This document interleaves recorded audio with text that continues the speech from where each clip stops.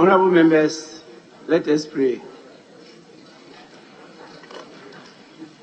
Almighty God,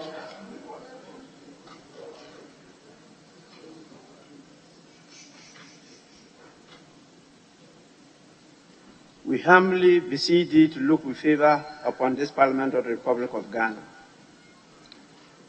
Grant that it may perform its high duty as in thy sight.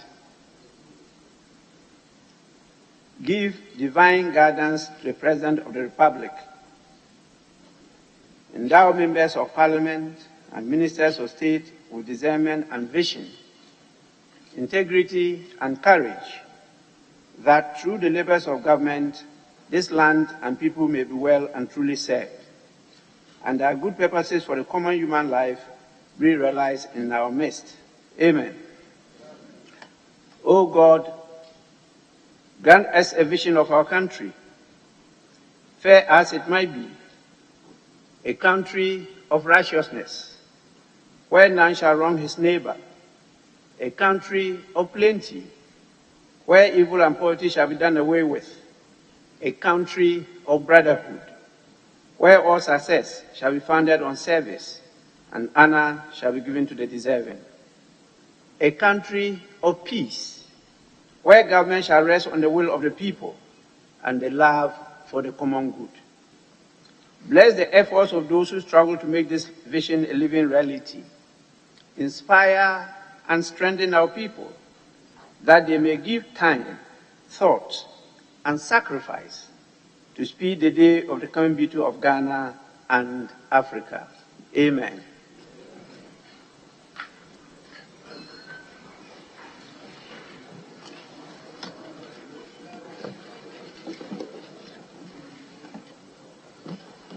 Who is this? The member of Parliament seated.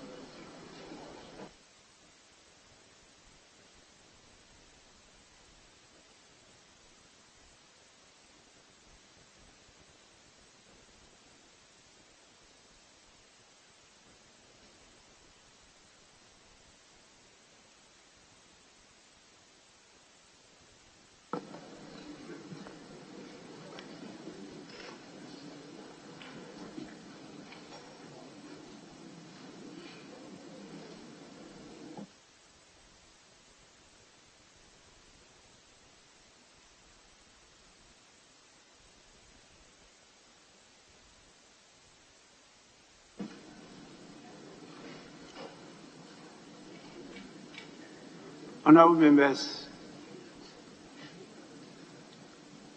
we'll move to item 3, formal communication by the Speaker.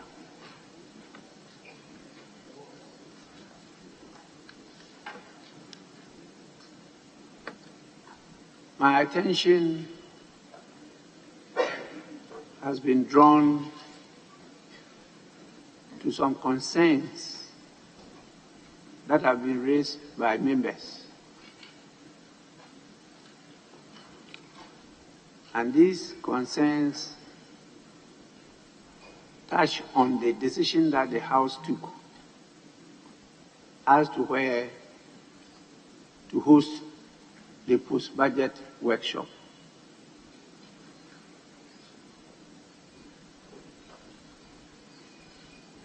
You recall when the chairman of the business committee, the majority leader, presented a report of the business for this week, including the budget, post-budget workshop.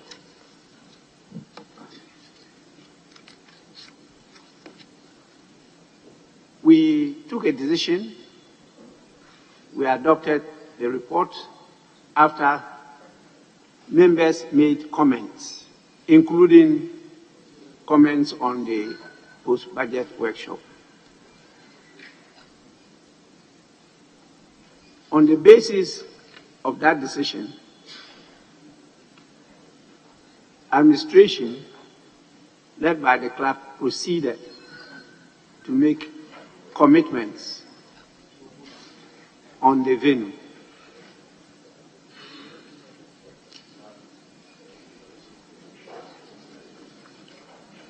The decision was for us to host the post-budget workshop at the Serene Hotel at Ho. A proposal by the committee to the House, the Business Committee to the House, was based on a report submitted by an assessment committee. Usually before we decide on where to host these workshops, we set up a committee, and the committee will go around to assess the various facilities and present a report. And based on that report, one of the venues will be selected. And a number of issues are always taken into consideration. Mostly issues concerning costs. Well, definitely we are concerned about value for money. Issues concerning convenience. Issues concerning availability of members. Issues concerning the capacity, the facilities at the venue. All these things are taken into consideration. And when the report was taken, two venues came tops: Rock City and Serene Hotel. The cost of Rock City was far above that of Serene Hotel. We also looked at issues of proximity and convenience. I'm aware the concerns raised by members had to do with issues of cost, but both really had facilities that could host members, adequate facilities that could host members. And so, after the decision of the House, as I said, administration proceeded to make commitments, payments have been made, and the decision for us to hold the post-budget workshop at Serene Hotel at Ho still holds. I can only plead with members to bear with me and the administration for us to host it there. We've taken note of the issues raised concerning cost cutting. Well, we know the situation we are in as a country, and therefore we're looking at the loss because of payments that have been made on some other things, and the proposal that members have made concerning us hosting it in the Chamber of Parliament. We are also aware from experience what happens when you try to host such things in the Chamber of Parliament. Even when we tried hosting a number of them at Jimpa, we saw how those things affected attendance, and the fact that members had serious challenges in focusing on the workshop because of interruptions by various imperatives. There's nothing you can do about it as a member of Parliament. So members should bear with me and leadership for us to host the post-budget workshop at Serene Hotel in Ho. It will take place over the weekend, reporting Friday, ending Sunday, and members prepared to come back so that next week we can do a better job looking at the circumstances we have. Just about a month to deliberate on it and then pass the appropriation bill. This is the communication I have for you this morning, and I'm extremely grateful for your attention and understanding. Thank you so much. We go to item 4, correction of votes and proceedings and official reports. We start with the correction of votes and proceedings of Friday, 18th November 2022. Page 1.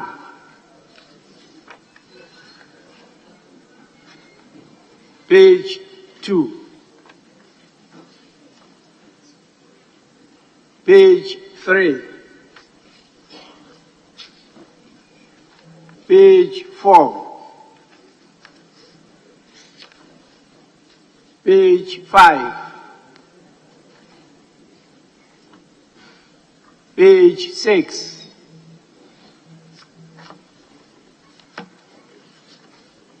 Page 7. Page 8.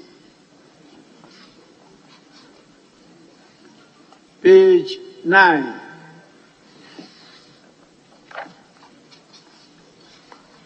Page 10.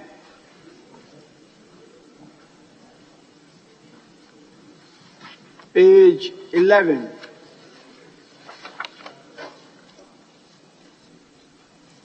Page 12.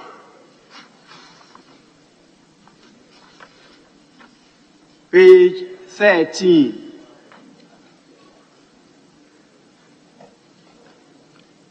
Yes, please. Mr. Speaker, sorry, with your permission, I was marked absent, but I was absent with permission, Mr. Speaker. Well, the table office will cross-check whether you were actually granted permission.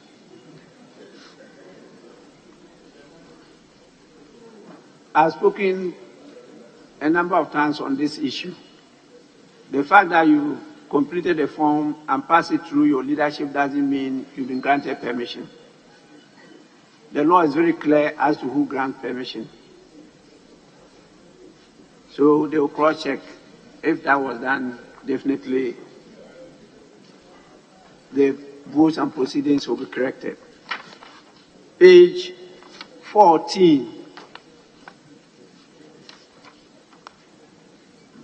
Page 15. Page 16. Page 17. Page 18. Page 19. Yes. Mr. Speaker, at page 18, it's supposed to be Miss, not Mr. Sorry? Page 18, it's supposed to be Miss Dakwanuma, not Mr. Page 18, item 3, number. XX. The first. Honorable member. 18, item 2. Page 18 has only item 3. The rest are Roman numbers, yes? XIX. XIX. Yes.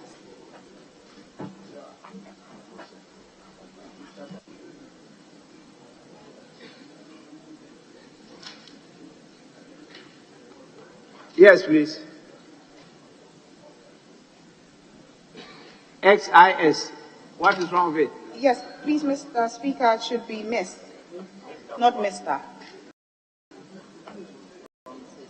XIX is Miss Anne-Marie Ama Akle.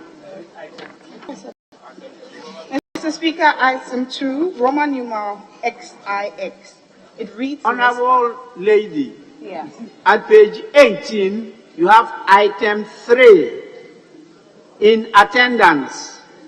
XIX, Miss Anne-Marie Ama Akle. Mr. Speaker, please, it starts from item 2 into 3. So it's the last for item 2, but it's on page 18 on mine. And it shows XIX, Mr. I don't know if you have something different. You're talking about item 2 at page 17 No, and XIX of item 2 at page 18. XIX, Mr. Dakwa Newman. Yes, Mr. Speaker. Oh, it refers to you. Your gender has been changed. To Mr. Yes. And you say you are Miss. Yes, please. Oh, I didn't know you were Miss.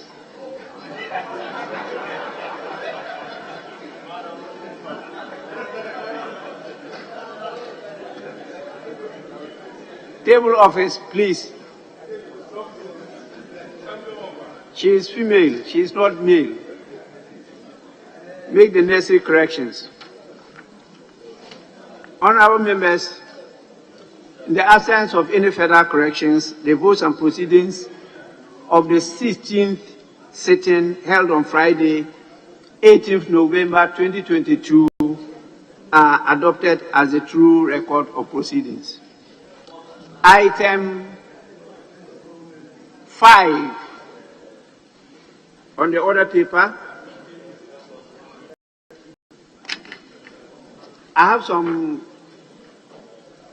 official reports, but I have not been briefed as to those that have been handled during the course of last week. And so I'll get that briefing. If it's not, then tomorrow we can try and handle that. I have only 2 with me. So we'll move to item 5, urgent questions. We have only 1 urgent question today, and that question stands in the name of the honorable member for Tamale North. Majority Leader. Speaker, I seek your leave to come under Order 53-2. I seek your leave to alter the business as set out on the order paper today to enable us to go to public business, so we can present these papers and then recline to deal with the questions. So if I have your leave and indulgence of colleagues, Speaker, I would want to present the papers, to have us deal with the presentation of papers, and then go back. Minority from bench. I want to hear you. Thank you, Mr. Speaker. Mr. Speaker, the leader asked for the order should be varied. We don't know the item that he wants us to be laid. All the items under presentation of papers, or there's a specific one that you want us to be laid. Yes, Majority Leader. Speaker, clearly there are some that may be presented to the House by the people responsible. For instance, when you come to item 8F, he is there. He's the chairman of the Public Accounts Committee. And if you are ready with the documents, you will present them. The Public Accounts Committee has papers to present. If you are ready, yes. So I'm just saying that we should do that first before we recline to question time. So, Mr. Speaker, if we are through with that, we can then begin with item 8A. I will have the Deputy Minister of Finance who is with us, so she could do the presentation of the paper on behalf of the Minister responsible for Finance.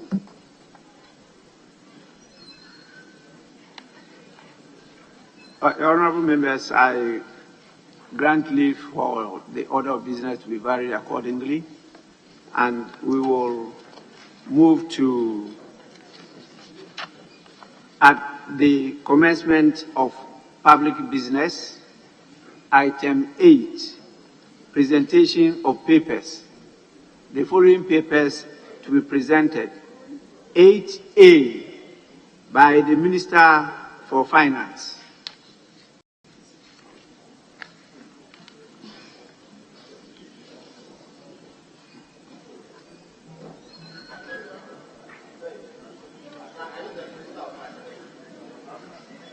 Well, he's trying to catch your eye so that you seek leave, because she's not yet Minister for Finance.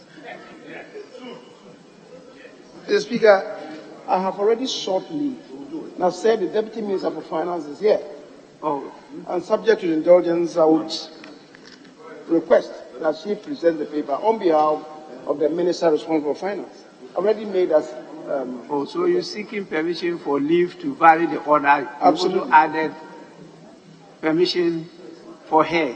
Mr. Speaker, no. Oh, that one was not loud It was and an clear. annexure. It was not loud and clear. It was I an didn't hear annexure. you. That's I fixed. Yes, the Honorable Lady, the Deputy Minister for Finance, to present the agreement for and on behalf of the Minister for Finance. Financing agreement between the Government of the Republic of Ghana, represented by the Ministry of Finance, and the International Development Association of the World Bank Group for an amount of $6,600,000.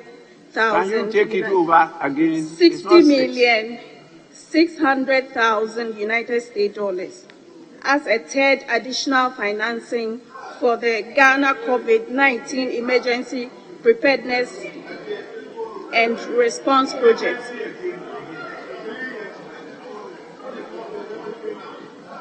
Honorable members, the financing agreement is laid accordingly and referred to the Committee on Finance for consideration and report to the House. Item 8B, by the Majority Leader, Roman 1, Roman 2, and Roman 3, if they are all ready to be laid simultaneously by the Majority Leader. Yes, please. Speaker, if I may lump them together, because they're all coming from, the first two are coming from the Bank of Ghana. So you can lump the two together. I'll take a bow for the two, the Roman number 1 and Roman number 2. Semi-annual reports of the Bank of Ghana on the Ghana Petroleum Funds for the period January 1st to December 31st, 2021. Semi-annual report of the Bank of Ghana on the Ghana Petroleum Funds for the period January 1st to June 30th, 2022. Annual statement by the... Honorable members, items 8B, Roman 1, and Roman 2 are laid accordingly and referred to the Finance Committee for consideration and report to the House. I'm informed Roman 3 is not ready, so we move on to item 8C by the Minister for Health. Yes, please. Mr. Speaker, Roman 3 is ready. I just said that the first two are coming from the Bank of Ghana. So I did the presentation for Roman numbers 1 and 2 because the two were coming from the Bank of Ghana. This one is from the Public Services Commission. That is why I didn't do it together with the one coming from the Bank. So this one, yes, I can present. Please proceed.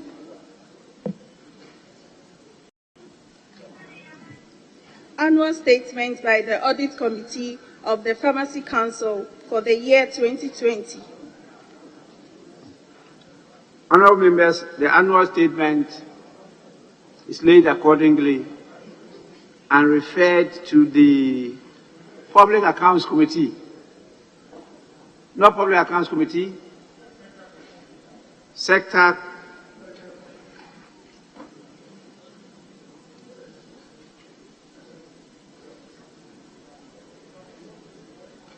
Public Services Commission.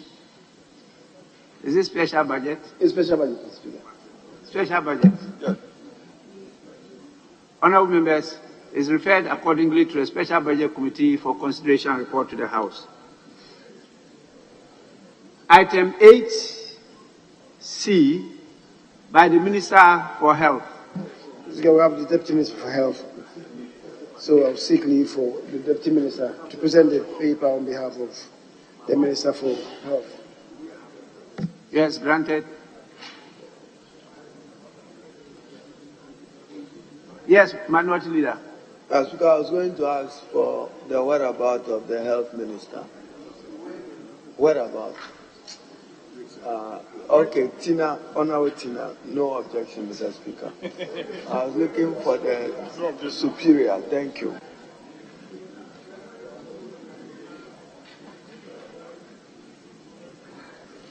Majority Leader, your colleague is asking of the whereabouts of the Minister for Health. The Speaker, he said he was going to ask, He was going to ask. but he's no longer interested. He didn't ask. No, he didn't ask.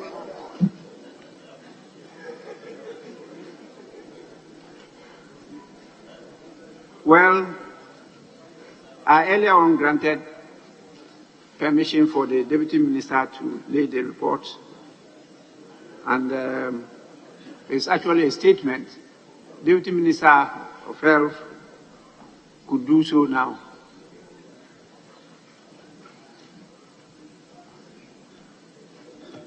Annual statement by the Audit Committee of the Pharmacy Council for the year 2020. Honorable members, the statement is laid accordingly and referred to the Committee on Health for consideration and report to the House. Item 8D by the Minister for Lands and Natural Resources. Mr. Speaker, the Minister is unavailable, but the Minister for the Interior, I seek your leave for him to present the paper on behalf of the Minister for Lands and Natural Resources. Leave granted, Minister for Interior. Annual report of the Forestry Commission for the year 2020. Honorable members, the annual report is laid accordingly and referred to the Committee on Lands and Forestry for consideration and report to the House. Item 8E by the Chairman of the Committee. Chairman, if all those reports are ready, you could do them together. That is Roman 1, Roman 2, Roman 3, and Roman 4. Chairman of the Committee. Speaker, my information is that the committee is still dealing with these matters. So we'll stand them down. Not ready. Yes, we'll stand them down. And go to Roman 8F. 8F. 8F. Honorable members, item 8F. We are informed that the items under 8E are not ready. So they are deferred accordingly. We go to item 8F. By the Chairman of the Committee, we also have Roman 1, Roman 2, Roman 3, Roman 4, Roman 5, and Roman 6. Chairman of the Committee, and I think that is Public Accounts Committee. Yes, Chairman. Report of the Public Accounts Committee on the report of the Auditor General on the public accounts of Ghana, ministries, departments, and other agencies of the general government for the year ended 31st December 2019. Report of the Public Accounts Committee of the report of the Auditor General on the Public Accounts of Ghana, public boards, corporations, and other statutory institutes for the period ended 31st December 2019. Report of the Public Accounts Committee on the report of the Auditor General on the account of district assemblies for the financial year ended 31st December 2019. Report of the Public Accounts Committee on the report of the Auditor General on the management and utilization of district assemblies, common funds, and other statutory funds for the year ended 31st December 2019.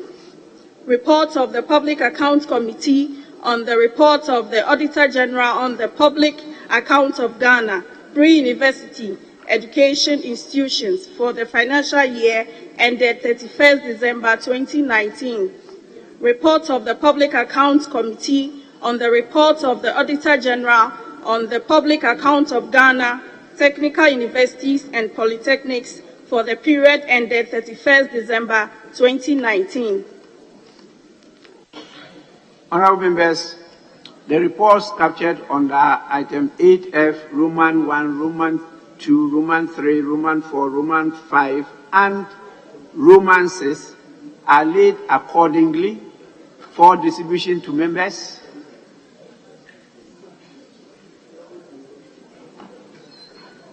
We will have to find space,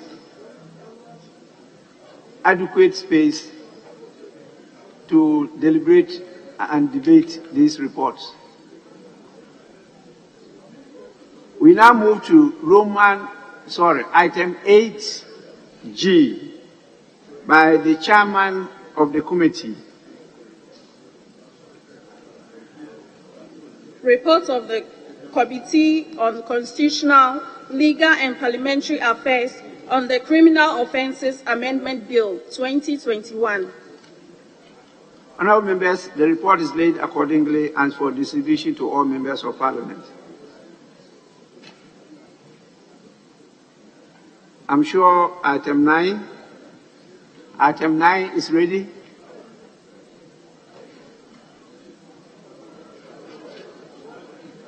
Item 9, yes.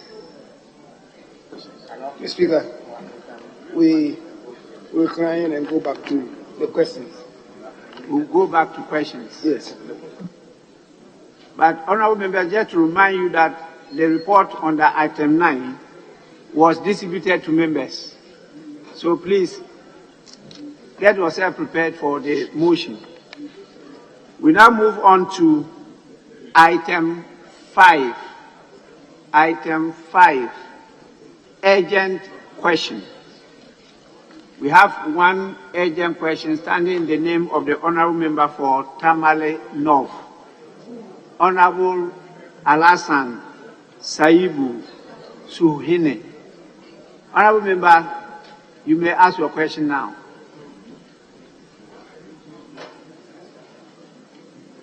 Minister, Environment, Science, Technology and Innovation, take the appropriate seat.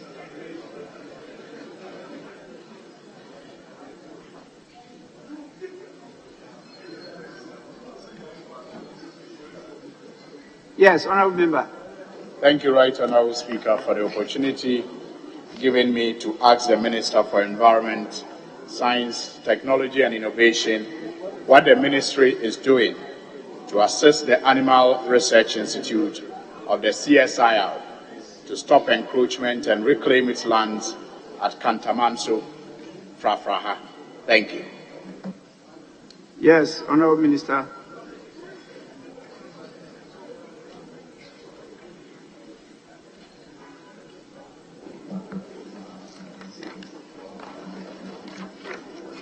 Mr. Speaker, in response to the question posed by Honourable Suhini, I wish to submit as follows. In January 2022, the Ministry received a request from CSI to assist them recover lands that are found within the fenced 200-acre portion of the Animal Research Institute land at Katamanso, that's Adenta Fafra. CSIR reported that the encroachment on their land had assumed an alarming proportion in recent times, and that land gas had broken down their fence walls, destroyed donor-funded experiments, and destroyed animal housing facilities. The land gas also threatened the lives of their staff and indeed had beaten some of them. In view of the sheer size of the Animal Research Institute land and the Adenta Divisional Police Command could not contain the situation, the CSIR therefore requested for assistance of the Regional Security Council through me, the Sector Minister. Subsequently, MESI and CSIR contacted the Ministries of Interior and Defense as well as Greater Accra Regional Coordinating Council. As a result of our engagements with the Greater Accra Regional Coordinating Council and the Ministries of Defense and Interior, a team of security personnel conducted a demolition exercise on the 22nd and 23rd of June 2022 to remove all the illegal structures within the 200-acre fence portion of the Animal Research Institute lands at Kantamanso. Mr. Speaker, the operation was led by the Greater Accra Regional Minister, Honorable Henry Korte, with assistance from the Adenta Municipal Chief Executive, Honorable Ninoy Adumwa. Mr. Speaker, it is important to note that the CSIR Animal Land covers an area of 1,333 acres. And after the removal of the illegal structures, only the 200-acre fence area remains. As stakeholders at a stakeholders meeting held at Town Hall of the Accra Metropolitan Authority in June 2022, present at this stakeholders meeting were the following: Minister of Lands and Natural Resources, represented by Honorable Deputy Minister Honorable Benito Usubio, and the Executive Secretary of the Lands Commission, Mr. James Datson. The Minister of Environment, Science, Technology and Innovation, represented by my Chief Director, Mrs. Cynthia Asaribediapo. The CSIR was represented by the Chairman of the CSIR Governing Council, the Director General, and the Director of Animal Research Institute. And then finally, the Greater Accra Regional Minister, Honorable Henry Korte, chaired the meeting. And at this meeting, all stakeholders agreed that the tenancy of the over 2,000 residents who had encroached on the CSIR Animal Research Institute land outside the fence portion and covering an area of 1,133 acres was a fait accompli and should be regularized. A temporary lease was to be approved for the encroachers in return for some compensation to the CSIR Animal Research Institute. The decision to grant temporary lease is to ensure that peace and security prevails in the area, and with the understanding that the land will be returned to CSIR after the expiration of the temporary lease.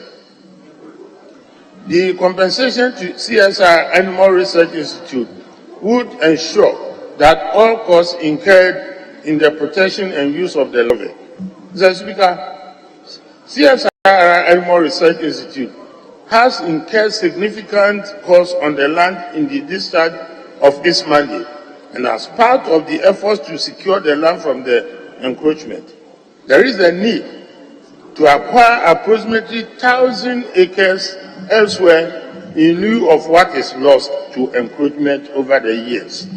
These costs also include the anticipated cost of restoring quickly the donor-funded experiments, the animal housing infrastructure, that is cattle kraals, pigsty, insectary, and so on, and the fence wall that were destroyed by the land gas.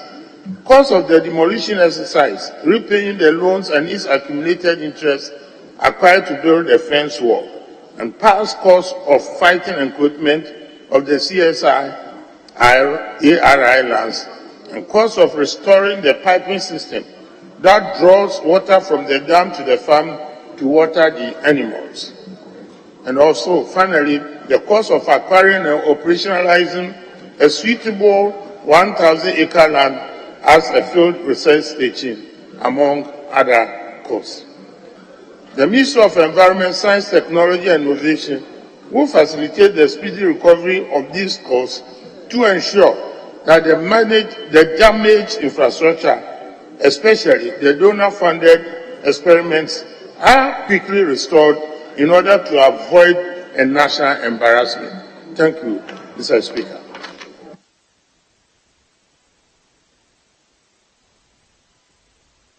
Honourable Member, any supplementary? Thank you, Right Honourable Speaker. Mr. Speaker, I thank the Minister for that elaborate response to my question, except to add that maybe in line with what other members have said in the past, that questions that are filed as urgent questions when time elapses tend to lose their value. This question indeed was filed long ago, before all these exercises that he talked about, which are commendable, especially being led by the Greater Accra Regional Minister. But, Mr. Speaker, I would want to find out from the Minister, before the link-up with the Regional Coordinating Council to carry out the exercise that was carried out to deal with the impedance with which the lands were claimed. At what point did the Minister direct the Director General of the Council for Scientific and Industrial Research, Chief Executive, to stop, flashing out those who were encroaching upon the land? Do you get the question? At what point? Mr. Speaker, I do have a letter dated 11 January 2022. And in that said letter, it's just 2 paragraphs, Mr. Speaker, if you permit me, I will read. It says, please refer to a petition addressed to the Chief of Staff, Jubilee House, and copied to the Minister for Environment, Science and Innovation, amongst others. I am directed to inform you to cease any intended action and instead give a report on the matter to the Honourable Minister. Thank you. Signed for the Minister by Constant K. Gladza, Director, FNA. So my question is, at what point in the discussion did your ministry stop the CSIR, which at that point was also organizing to flash out the encroachers, to stop their intended, action to deal with those who were encroaching upon their land? Thank you. Yes, Minister. Mr. Speaker, first of all, I want to comment on the matter of procedure that the Honourable MP brought to my attention. As far as I'm concerned, I received this question only about a week or so Honourable ago. Minister, just answer the supplementary question. Question of procedure has nothing to do with you. Leave that for the appropriate people to handle. Mr. Speaker, thank you for your The Honourable Second Deputy Speaker to take the chair.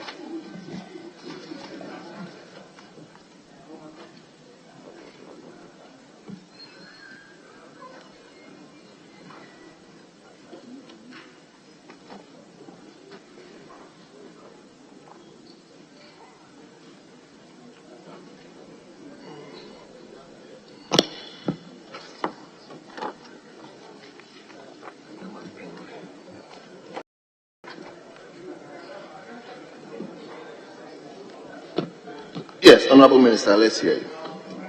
Mr. Speaker, on a supplementary question, I think he's misreading that directive. As far as I'm concerned, I never gave any directive to what he was referring to, except to say that if indeed a directive came from our office, it was purely administrative, and it was not to impugn that the CSIR should stop stopping the encroachers, because procedures and processes must be followed. So at this stage, I can only conjecture. If he gives me time, I can go and ask the official who wrote that letter under my name and then come back to answer to him. Thank you.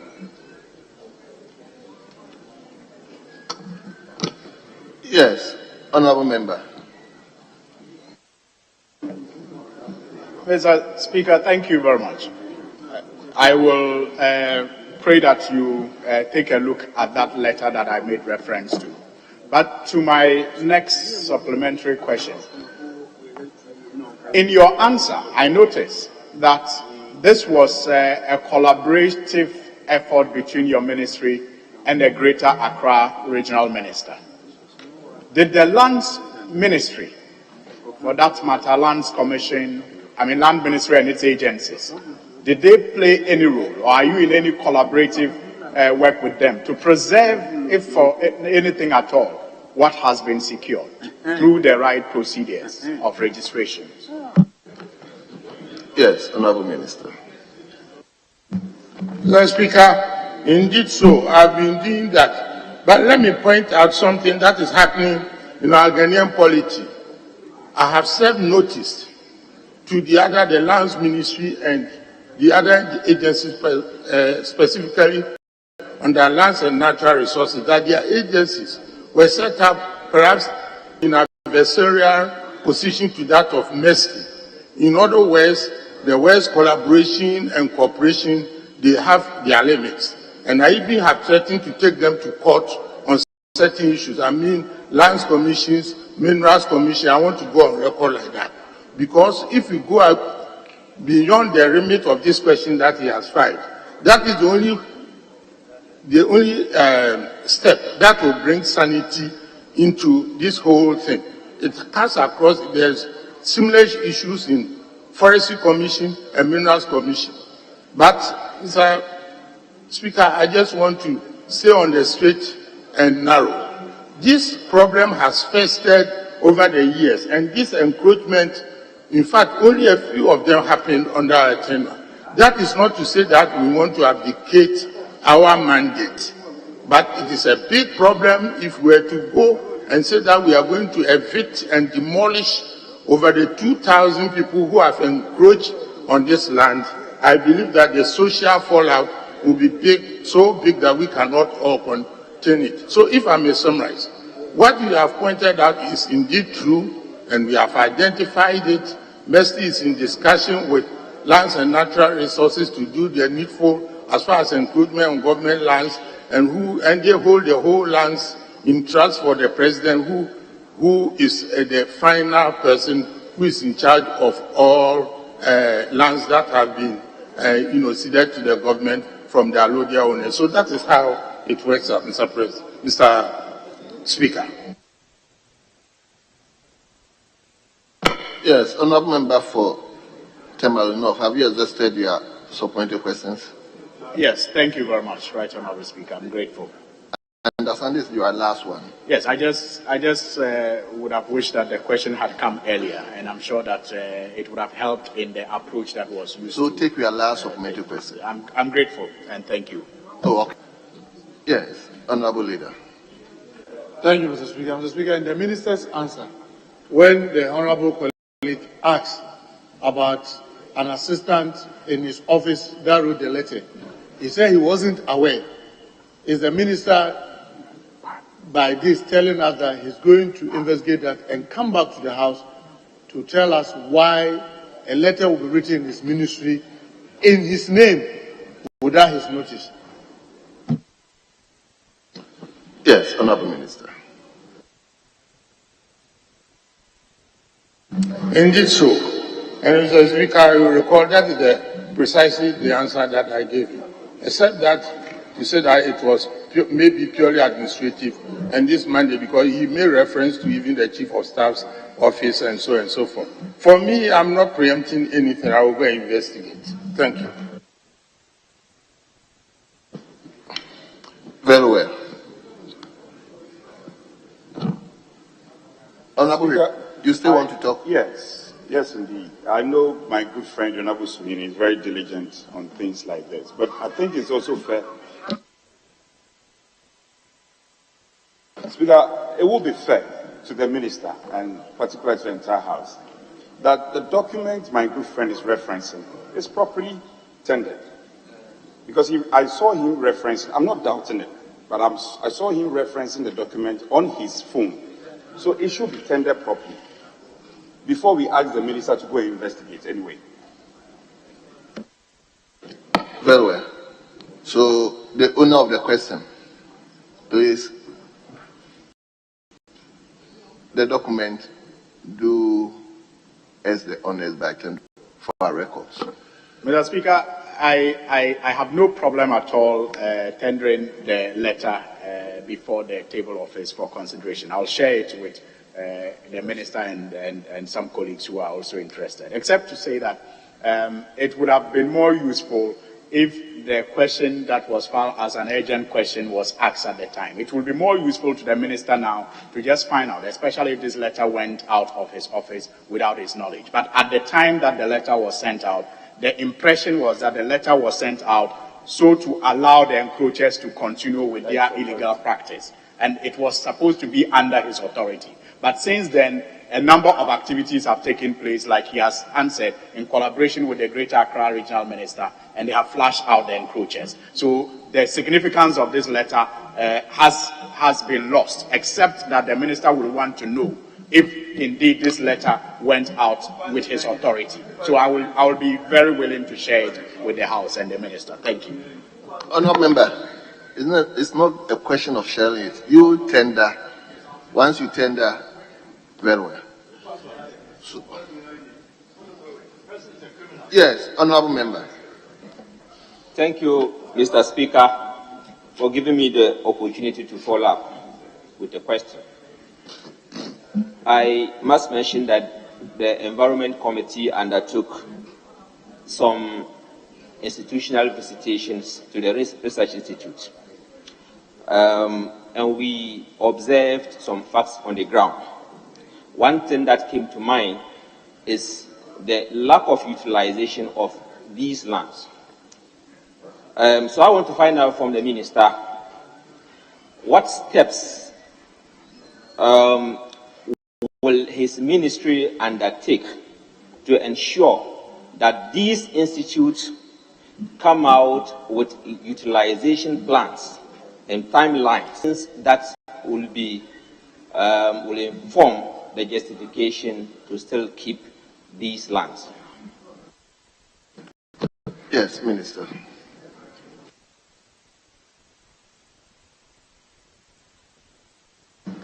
Mr. Speaker, with all due respect, his question begs another question. A lot of the things that are reserved are in anticipation of research purposes. And sometimes, over the year, you may think that there's lack of utilization. It is not. Some of these things are very, very long, have long gestation periods. It's not like ad hoc things that we unfortunately Ghanaians we tend to do. So yes, there must be, sometimes I will consider there could be some areas where land that has been acquired might not be too needful time. But we have to actually find out. But for Animal Research Institute, it is not. Because what may appear to your eye to lack of utilization might not be like that. Because they will even be doing research on fodder, on so many grazing habits, so many things that they do. So, well, to the general public, it might be a lack of utilization. It is not. If it's close to the urban, Accra has grown to meet it, and we have to relocate.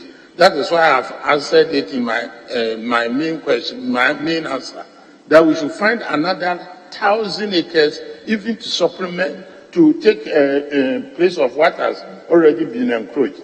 So in this particular instance, there's nothing like lack of utilization, Mr. Speaker. Thank you very much.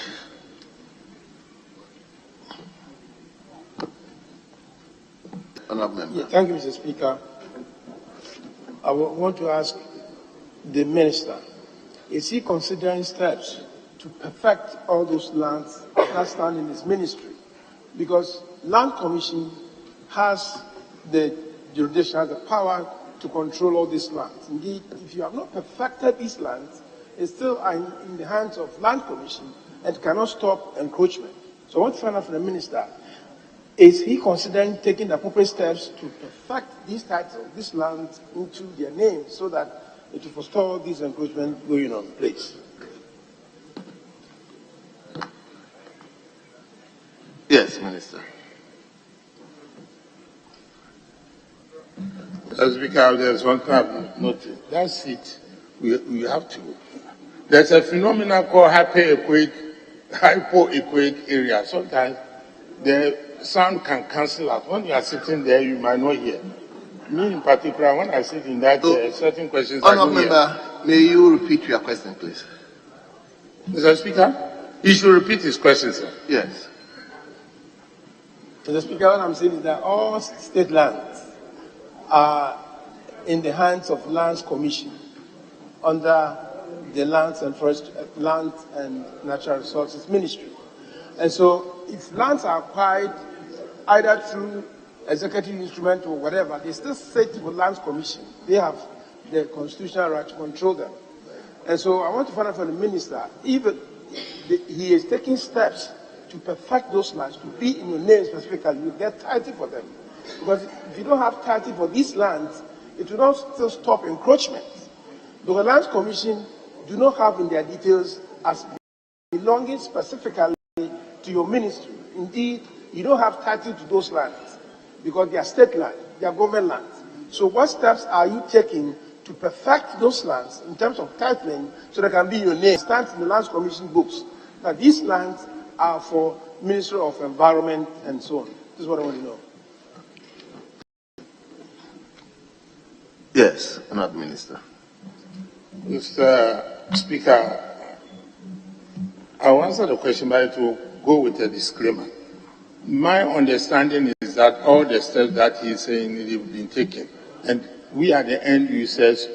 Legally, we have been invested with all the steps and the instruments. So we have title to the land. But I stand to be corrected. That's why if I knew that this thing would come out. So that is why we called all the lands, those lands and natural resources and all those people to sit in the meeting. So we have title to them. Thank you. Thank you very much. Honourable Minister, on behalf of the House, we'd like to thank you for attending upon the House to respond to a member question. We thank you and you hereby discharge. We now turn to the main questions. We begin with question 313. Question 313. The question stands in the name of a member for New Biase, Honorable Adams Abdul Salam. Honorable, you may ask your question now. Thank you, Mr. Speaker. Hold on. Leader, is there any issue? Speaker, the Minister is out of town on official business, and I was seeking the leave of the chair to allow the Deputy Minister to take a seat to respond to the question. Very well. So, Honorable Deputy Minister. So, Honorable Member for New Biase, the Deputy Minister is available to respond to your question. So, you may ask your question now. Thank you, Mr. Speaker, for the opportunity. Mr. Speaker, I rise to ask the Minister for Energy what steps will be taken by the Ministry to connect the following communities in the New Biase constituency to the national grid: Brimaboye, Kotokata, Ababio, Yobokrom, Wakase, Onyokrum, Congo, Kaltusha number 1, and Aziabakrum. Thank you, Mr. Speaker. Yes, Honorable Minister. And I would like to say this is a constituency-specific question. We will not allow any other member to follow up with a supplementary question. So, Minister, let's hear you. And thank you, Mr. Speaker. Mr. Speaker, the communities, namely Brim, Aboy, Kotokata, Jobokrom, Congo, and Kautiriwere, including 49 other communities, have been earmarked to benefit under the ministry's ongoing electrification project being executed in the phase 2 of the Volta Eastern Ashanti Brong Ahafo, that's Bono East and Ahafo, and Western regions by Mrs. China International Water and Electric Corporation. The delays are due to issues related to the Sino-Sure insurance cover for the loan facility on the part of the Chinese government. However, the Abebio, Wakasi, Pongyokrom, and Aziagbakrom communities do not form part of any of the ministry's ongoing electrification projects. The communities have been noted and will be considered for connection to the national electricity grid in subsequent phases of the electrification program. Thank you, Mr. Speaker. Thank you very much.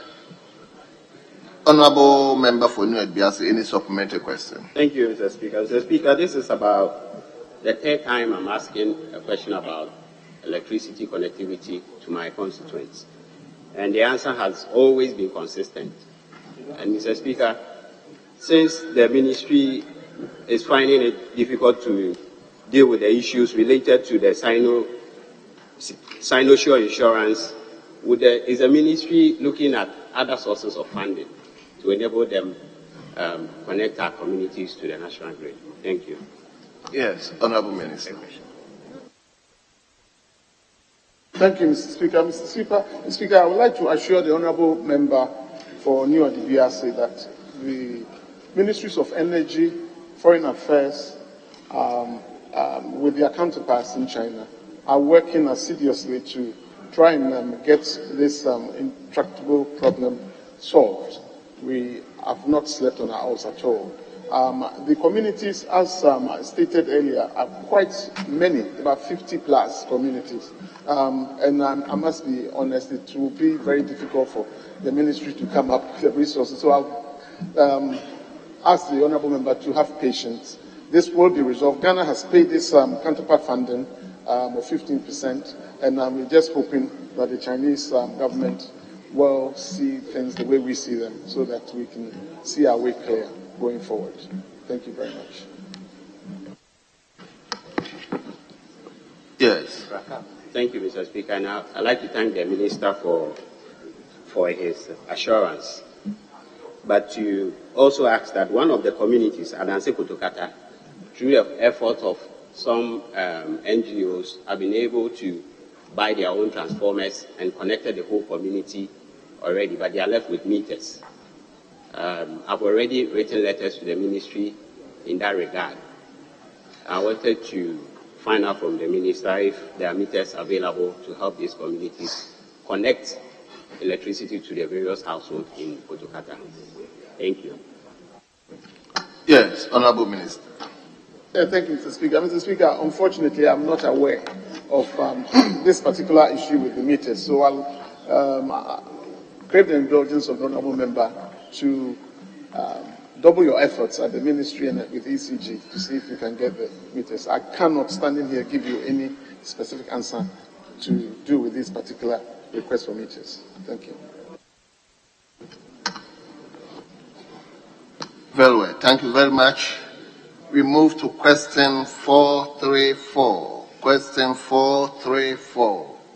And the question stands in the name of a member for Wa East. Wa East. Honorable Godfred Seidu. Honorable, let's hear you. Thank you very much, Mr. Speaker, for the opportunity to ask the Minister for Energy when the extension of electricity to the following communities in the Wa East District would be completed. 1. Chasia. 2. Papalamuni. 3. Guonor. 4, Kakanipu. 5, Qatar. 6, Banungoma. And 7, Dopare. Thank you. Yes, Honorable Deputy Minister. Thank you, Mr. Speaker. Mr. Speaker, the communities that, namely Chasia, Bonuo, Kakalipo, these communities form part of the Ministry of Energy's ongoing Share 4 Rural Electrification project. A total of 217 high-voltage poles required for Chasia, Bonuo, and Kakalipo have been supplied, planted, and strung with conductors. Most of the required pole top accessories have been supplied to site. 480 out of 730 low-voltage poles required for the communities have also been supplied and planted in the 3 communities. Stringing with conductors is ongoing. The remaining communities, namely Papalamuni, Qatar, Banungua, and Dupari, do not form part of the Ministry of Energy's projects. However, engineering survey have been carried out in the 4 communities in the Wa East District of the Upper West region as part of the ministry's last mile electrification survey for consideration for connection to the national grid. The ministry is in the process of releasing the outstanding materials, that is 250 low voltage poles, transformers, pole top accessories, and the rest to the contractors. It is expected that the works will be completed by the end of the year. Thank you, Mr. Speaker.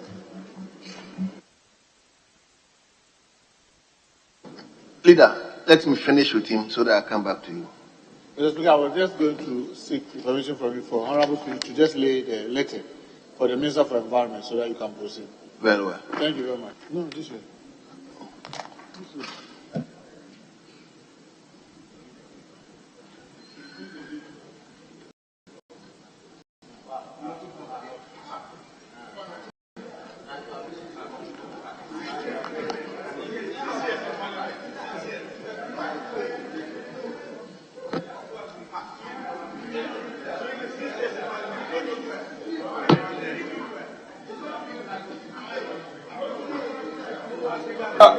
I'm being helping my good friend. Bawa and Sule, sit down, sit down. He's laying it. Conventionally, if you are laying such documents, you give leadership copies. And the Honorable Muntaka knows this very well. I'm surprised he's picking and choosing. Give me copies. Mr. Speaker, Yes. Mr. Speaker, there is no convention in this house that when I'm laying a paper, I give copies to leadership. No. You have to lay a document. It is for table office to make copies available to those people who need to have them. So your convention should not work. Maybe it will work in Saom. Very well. Honorable Godfrey, you may ask your supplementary question. Thank you, Mr. Speaker. Honorable Minister, thank you for the responses. I just have one follow-up on the second paragraph of your response. On the last mile electrification project, what is the fate of the other communities in the districts that have been connected yet? Are they captured in this last mile survey that you've commissioned? Did you hear me? Honorable, repeat the question, please. Mr. Speaker, I can repeat. Should I repeat for you? Okay. So I just wanted some clarification on the last mile electrification survey. Leader. What? Honorable, you got the question. You didn't. So that's why I've asked him to repeat the question. Honorable, are you asking me for clarification of what I mean by last mile electrification? Okay, Honorable Minister, may I finish? You get it. So you see that some of the communities, 3 of them, you say they are currently not on any of the ministry's ongoing projects. but they've been captured under the last mile electrification survey project. My question is, other similar communities that are not on your database, is it the case that they are all captured on the last mile survey project? Thank you. Thank you. Yes, Honorable Minister. Mr. Speaker, the situation at the ministry is if an honorable member, opinion leader, or DCMC were to write into the ministry requesting us to connect a particular community to the national grid, we take note and actually do send engineers there to do the survey. So that is what it is. So if you don't prompt us, it is sometimes very difficult. Other times, on our own initiative, we do surveys for some communities. But if you do have some communities that are not mentioned here, I will advise that you for us to do the necessary. Yes, Honorable Sedu, are you finished? I don't have any further supplementary. Thank you very much. We turn to question 958. Question 958. The question stands the member for Upper Denchira West, Honorable Daniel Ohene Dako. Honorable Daniel Ohene Dako. Very well. We skip that question. We move to question 1247. We move to question 1247. I'll come back. Question 1247. Honorable member for Awowin, Honorable Oscar Ufolilabi. Can we hear you? I would like to stand in for the honorable member. He's not here at the moment. Well. Let's hear you. Seeking your permission, Mr. Speaker. Let's hear you. Okay, thank you, sir. Mr. Speaker, is to ask the Minister for Energy when the following communities in our wind constituency will be connected to the national grid. Unyamagen, Sulikrum, Danara, Yao Inu, Amensia, Musan Kwanta, Biposo, Sergeant Krum, Aite Krum, Brenenya, and Bonfan. Thank you, Mr. Speaker. Yes, Honorable Minister. Thank you, Mr. Speaker. Mr. Speaker, the communities, namely Ohiamagene, Sule Krom, Danara Yawenu, Amansia, Musa Kwanta, Biposo, Sergeant Krom, Aite Krom, Brenonia, and Bonfano do not form part of any of the ministry's ongoing projects. However, engineering surveys have been carried out at Sule Krom and Sergeant Krom communities as part of the ministry's last mile electrification survey for consideration for connection to the national grid. Thank you.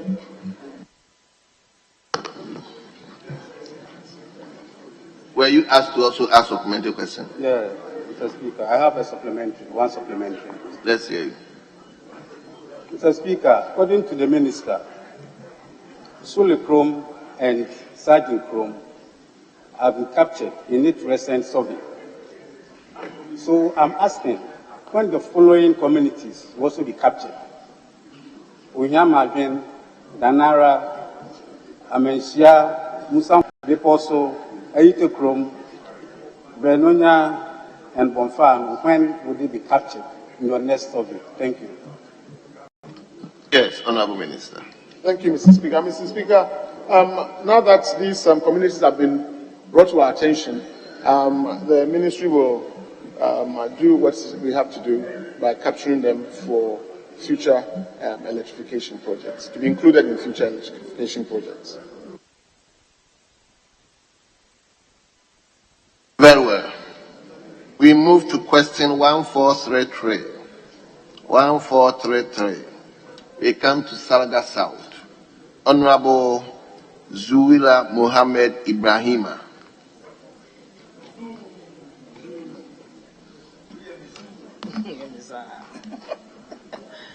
Thank you, Mr. Speaker. Mr. Speaker, I rise to ask the Minister for Energy what the ministry is doing to solve the erratic power supply, both in terms of regularity and voltage in the East Gonja municipality. Thank you, Mr. Speaker. Yes, Honorable Deputy Minister. Thank you, Mr. Speaker. Mr. Speaker, 20 MVA automatic voltage regulator has been installed at Bimbila. It was installed in June 2022 to improve the voltages. This has improved significantly the quality of power supply to East Gonja and in particular Salaga and its environment. The installation of the AVR has also resulted in the improvement of supply voltages to Nkwanta North and in particular Pasa and its environs. In addition, a comprehensive vegetation control and line maintenance activities have been carried out on the Bimbila Salaga and Bimbila Pasa medium voltage lines. These actions have improved the quality and reliability of supply to the affected communities. Furthermore, auto reclosers will be installed on major tee-offs of the line to facilitate segregation of faults to ensure that transient faults on the tee-off do not affect the main trunk line. As part of the Government of Ghana's support to NEDCO to improve electricity supply to the affected communities, a Korean Exim Bank loan facility not exceeding $68 million with counterpart funding not exceeding $12 million from the Government of Ghana has been sourced for NEDCO under the Northern Ghana Rural Electrification Infrastructure and Access Project. As part of this project, a 34.5 kV booster and switching station will be built at Bimbila to improve quality and reliability of supply to the affected communities. Installations of capacitor banks at various sections of the line is also scheduled to be done under this project.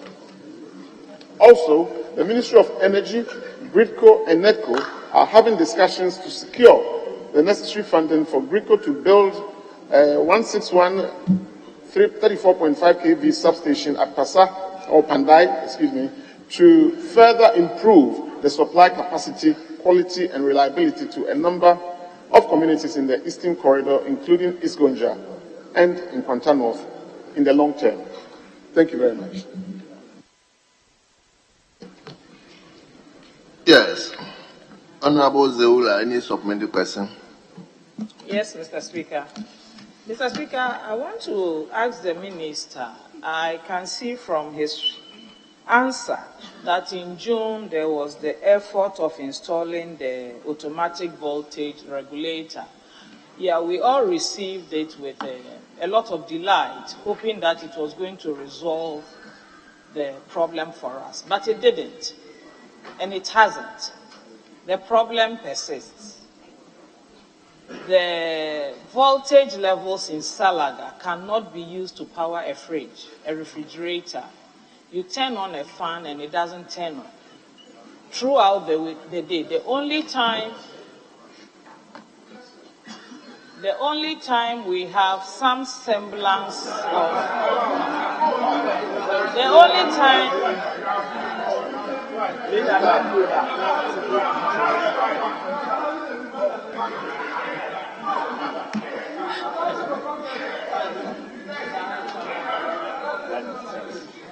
the only time we enjoy some semblance of stability is around midnight when everybody's gone to bed. So this situation is affecting businesses and entrepreneurs adversely within the East Gonja municipality. And so I want to hear more concretely from the minister, what exactly is the plan to regularize the voltage system within the municipality? Thank you. Yes, Honorable Deputy Minister.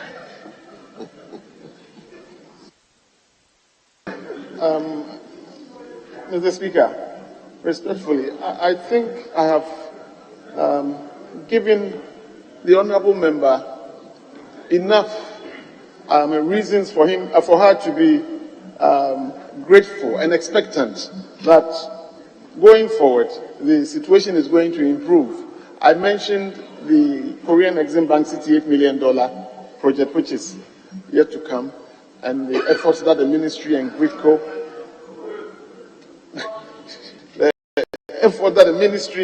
GRIDCO and NEDCO are putting together to get more substations and to be put up around the Bimbila area in Pandai. So I will beg my sister, Honorable, to have patience and wait for all the improvements that are in the pipeline to be completed. And I am sure that once all these works have been done, the situation will improve.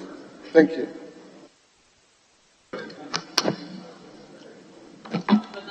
Your last slot. Thank you, Mr. Speaker. Mr. Speaker, I want to find out from the Honourable Minister. In his response again, he says they are sourcing some funds to set up a 34.5 kV booster around Bimbila through Pandai and hopefully to sort of improve the power situation within that corridor. My checks as the Member of Parliament for the Salaga South constituency, both at the NEDCO office in Salaga and the NEDCO headquarters in Tamale, has indicated that the way to resolve the Salaga issue is to build a plant, a distribution plant, or power generation plant, instead of routing our supply through Yendi, through Bimbila to Salaga. From this response, I think it gives indication of the same route. Is it possible for Salaga to have a dedicated primary source of power? Thank you, Mr. Minister. Substation. Yes, Honourable Minister. Mr. Speaker, I think what the Honourable Member is referring to is the substation that we're hoping to build at Pandai to help improve the supply capacity, quality, and the reliability. I think that's what you are referring to. It is being considered, and we have put our heads together. I mentioned the ministry and the two of its agencies, that's GRIDCO and NEDCO, doing just that, what you are asking. So please, once again, I'll ask you to have patience and for the project to be completed, for us to see the improvement in the supply situation. Thank you. Yes, from Salaga South, we move to Salaga East.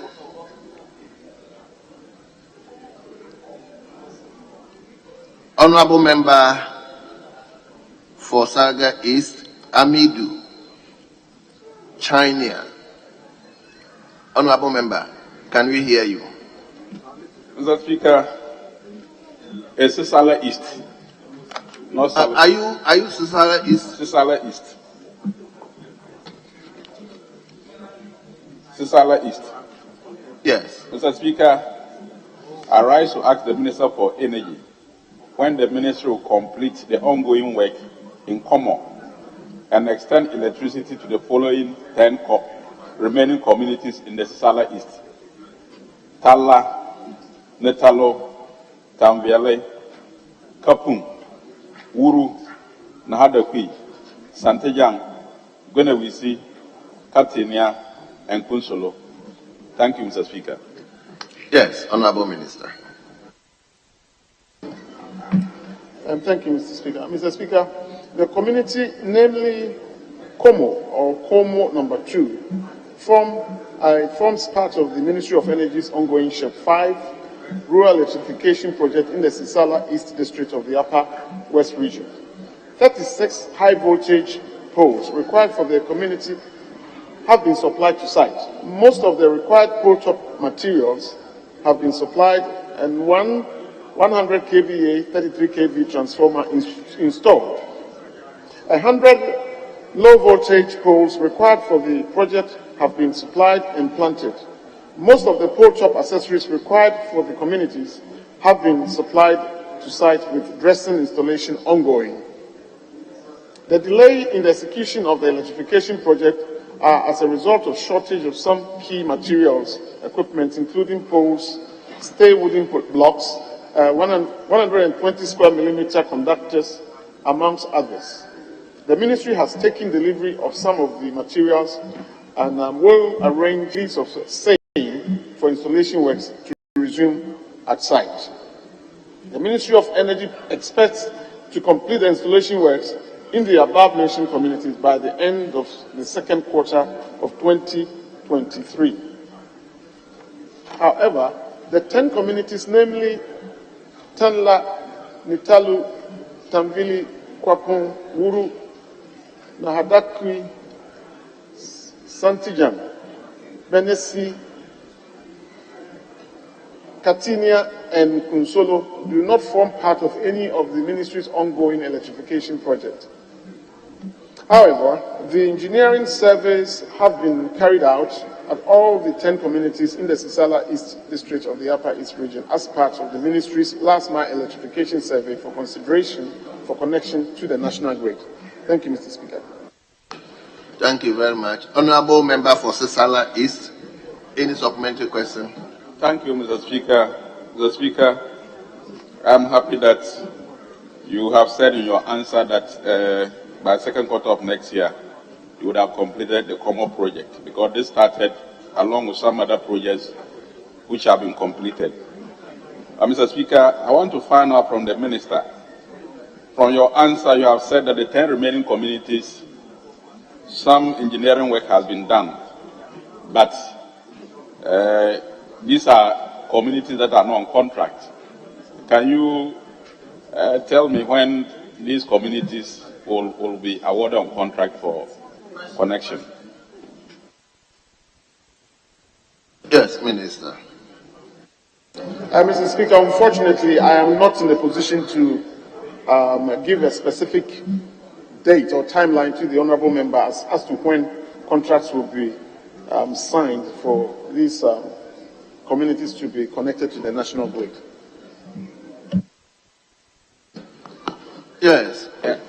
Thank you, Mr. Speaker. I will be following up with the Minister to see how fast these communities can be awarded on contract so that electricity is extended to them. Thank you. Very well. So we turn to question 1560.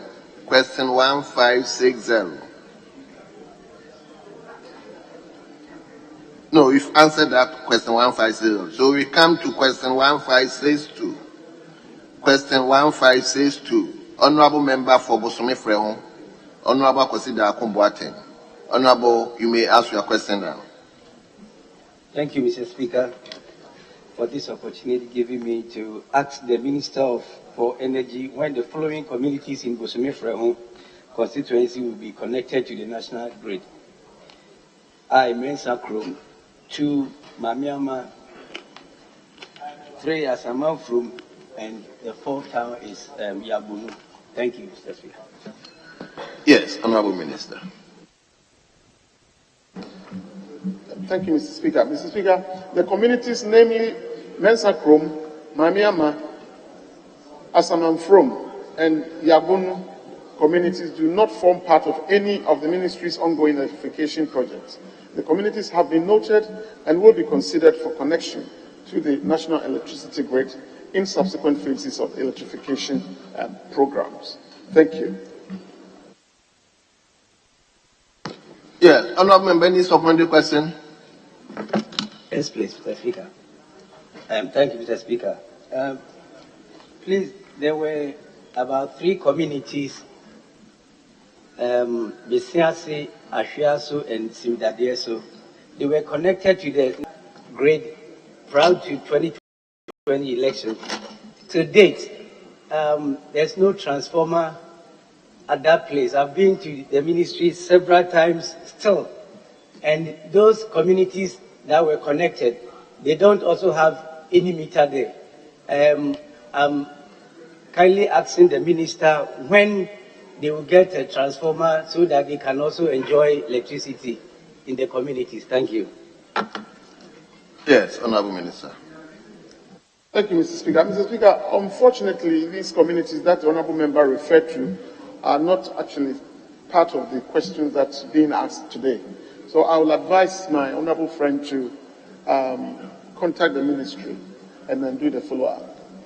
I will be more than happy to assist you. Thank you, Mr. Speaker. Very well. Thank you, Mr. Speaker. No more.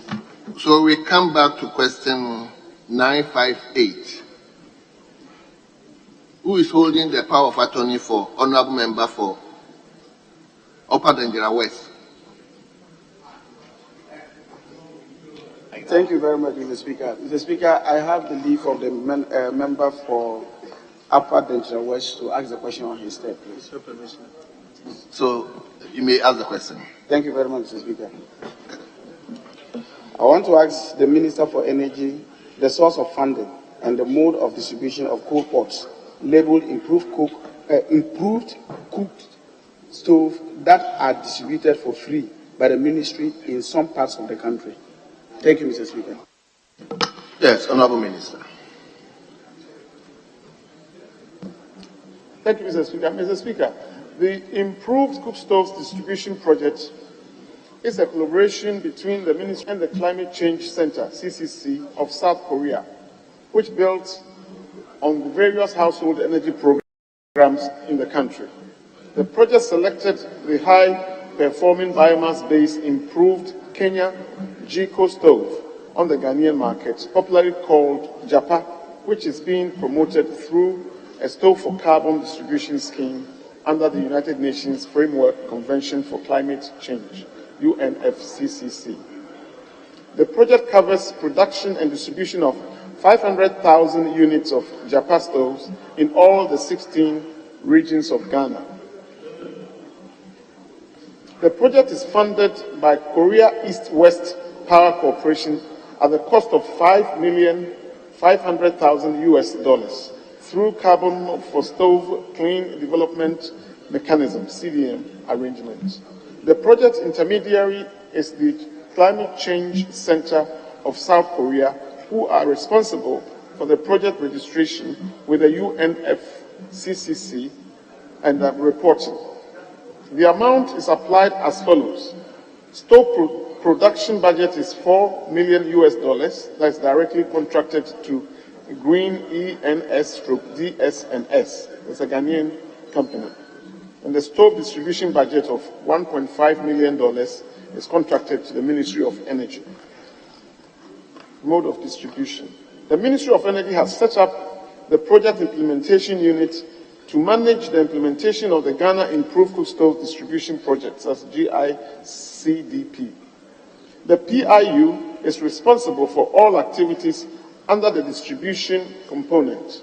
The PIU has a staff strength of 27 people responsible for the distribution of the improved cook stoves across the country. The GICDP is a clean development mechanism project under the United Nations Framework Convention on Climate Change.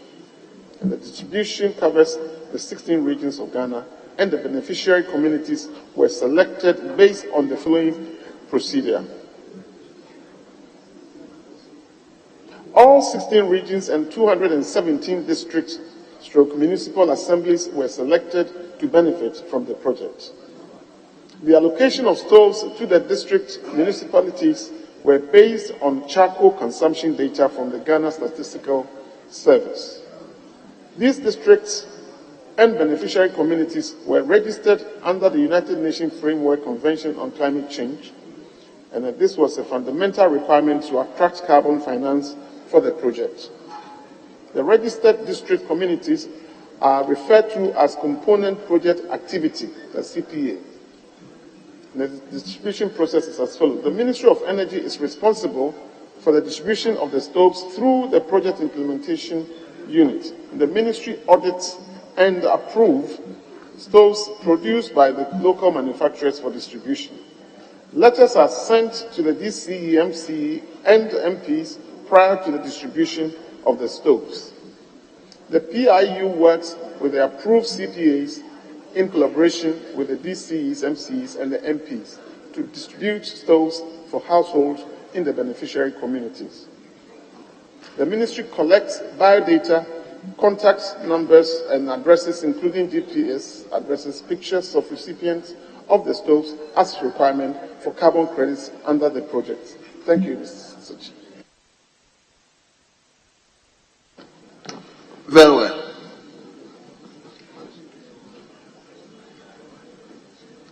Any supplementary question? Thank you very much, Mr. Speaker. May I ask the minister, what is the source of fuel for this stove? What fuel do you use? Yes, Minister. Mr. Speaker, biomass.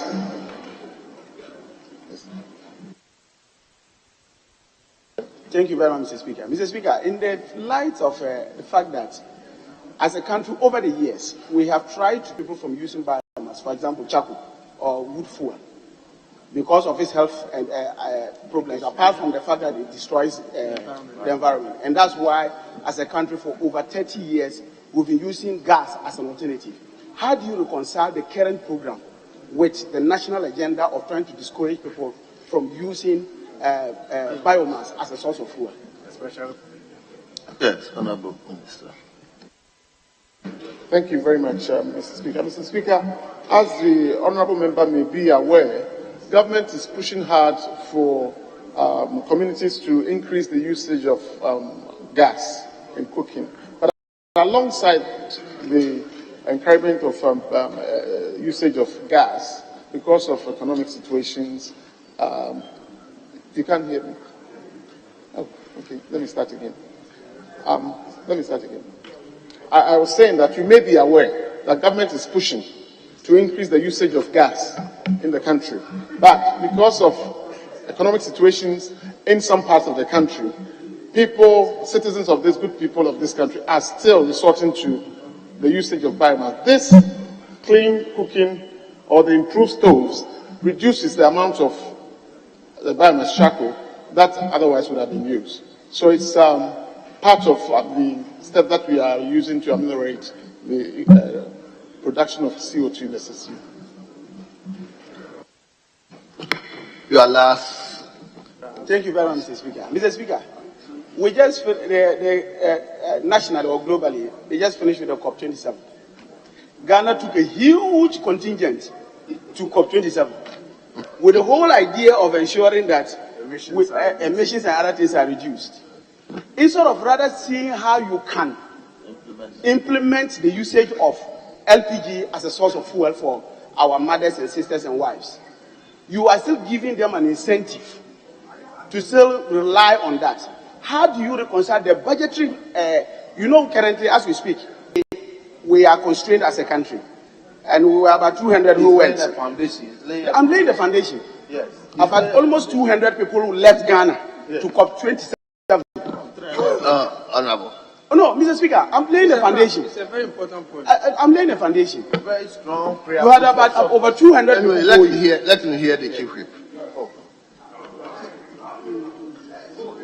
Speaker, we are all very passionate about COP27.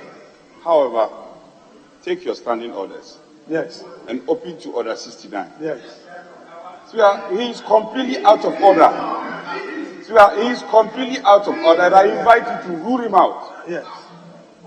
Last week, when we were presenting the business statement, a similar intervention was made related to COP27.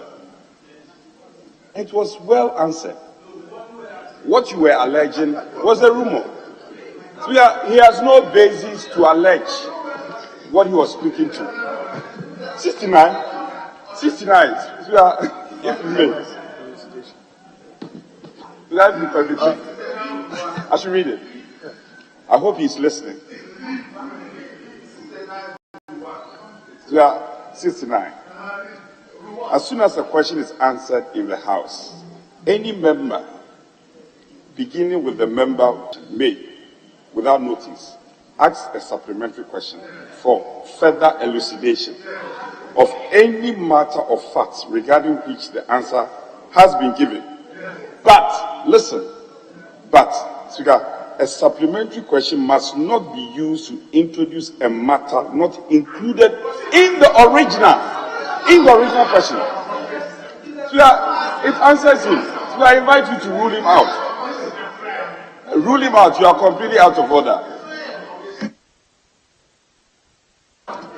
Honorable member who is holding the attorney, please, your last supplementary question, but be straightforward to them. You have one last supplementary question. Please, just go straight to the prayer. Mr. Speaker, thank you very much for your protection. All I was just trying to say is that as a country, Which one? and what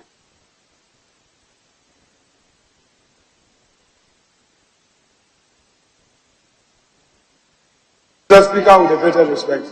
Mr. Speaker, with a greater respect. You have made a ruling. Mr. Speaker, you have made. Hey, sit down. Mr. Speaker has not asked me to sit down. Now I can sit. Mr. Speaker, you have made a ruling.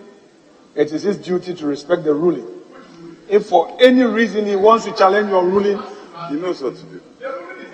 if he doesn't know what to do, let me hereby tell him what to do. File a motion.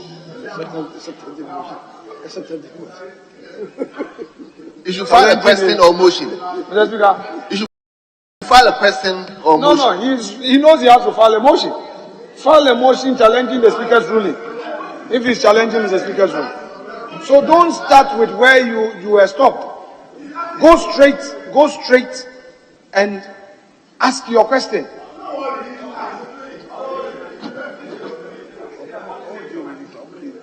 Well, we take it that you want to, enjoy the liberties of the audience. You have to do something else. So do the right thing. Announce yourself. The instruction that Mr. Speaker gave me was that I had the power of attorney to ask him a last question. That's all that I heard. That's all. No, I added that be straightforward to the. Yes. So just be straightforward. He's going straight. Straight. No bend. Mr. Minister, Minister, in the light of COP27 and the expenditure in particular in that, and the fact that we still will need to ensure that we discourage the usage of biomass, would you consider truncating or maybe ending this particular program after the money has been spent? Because I know that the source of money now is on South Korea or thereabout, and because it's free money, we are ready to sacrifice that. After the usage of the 5 million, would you be thinking of using government funds for this in the face of the fact that we spent almost, God knows how much, to fund about 300 people going to for COP27? Honorable Minister, you may answer the question. I'm saying you may answer the question. Mr. Speaker, I do believe, looking at the exigencies of the time, Ghanaians will use this biomass. So we are doing something to reduce the amount of biomass that is going to be used anyway. So I think it is a very good program, and when Ghana is able to supply enough gas to the majority of the citizens, I think it is not a bad idea to continue with this program. So I do not agree with your suggestion that we should scale back. I do not share that.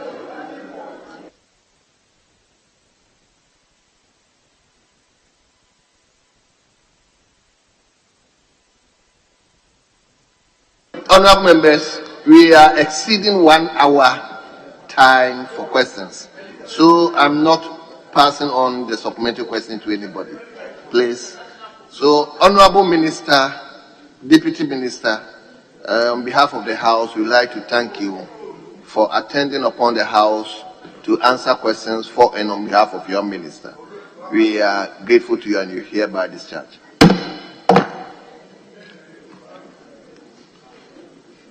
We now turn to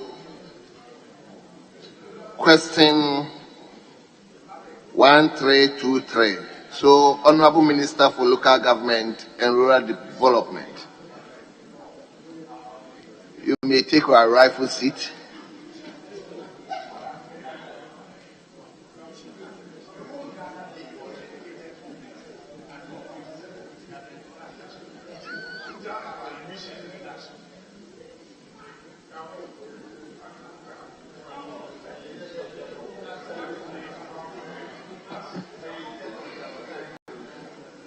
Honorable Member for Okaikwe South.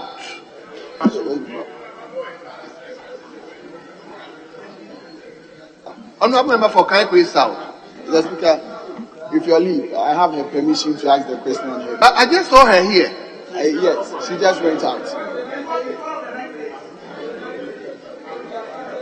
Anyway, let's hear you, Member for Menchianoff. Thank you very much, Mr. Speaker. Mr. Speaker, I rise to ask the Minister for Local Government, Decentralization and Rural Development what mechanism the ministry is putting in place to address the issues of houses being constructed in waterways, which has resulted in serious flooding in many areas, especially around the Ni Amu Street in the Okaikwe South constituency. Yes. Honorable Minister.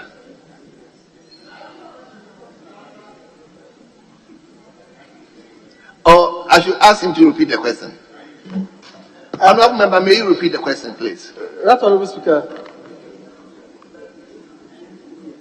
Honorable Speaker, you realize that what has been published in the answer was a communication from the ministry to Parliament that we received the question on Friday, and therefore we could not have provided answers today.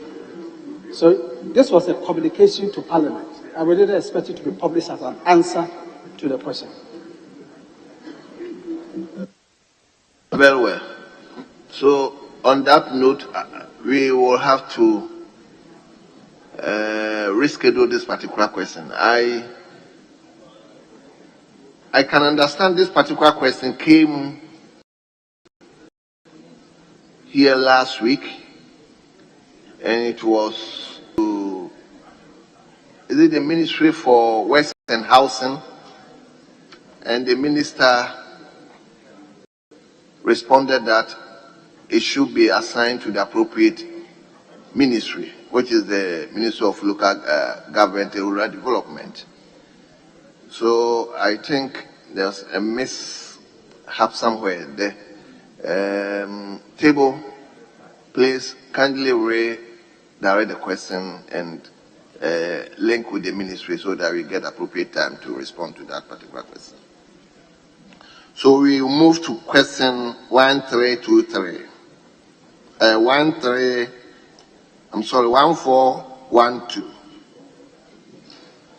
1412. And the question stands in the name of a member for South Dai, Honorable Roxanne Nelson Atta Kwame Dafiamapo. You may ask your question now. Mr. Speaker, thank you for the opportunity to ask the Minister for Local Government, Decentralization and Rural Development. Under what circumstances was a digital solutions company contracted to collect property rates on behalf of the district assemblies across the country? Thank you. Yes, Honorable Minister. Right, Honorable Speaker, I want to take you on the other and come back to the question 1323 and say that now that we have been seized with it, I'm sure next week we can provide the answer. Because you realize that the Honorable Member was asking not a general question, but you said, for example, Ni Amon Street, South constituency, which therefore means that we have to get to the municipality concerned to provide the answer. So I'm sure now that we are seized with it, if it's scheduled for next week, we can answer that. Thank you very much.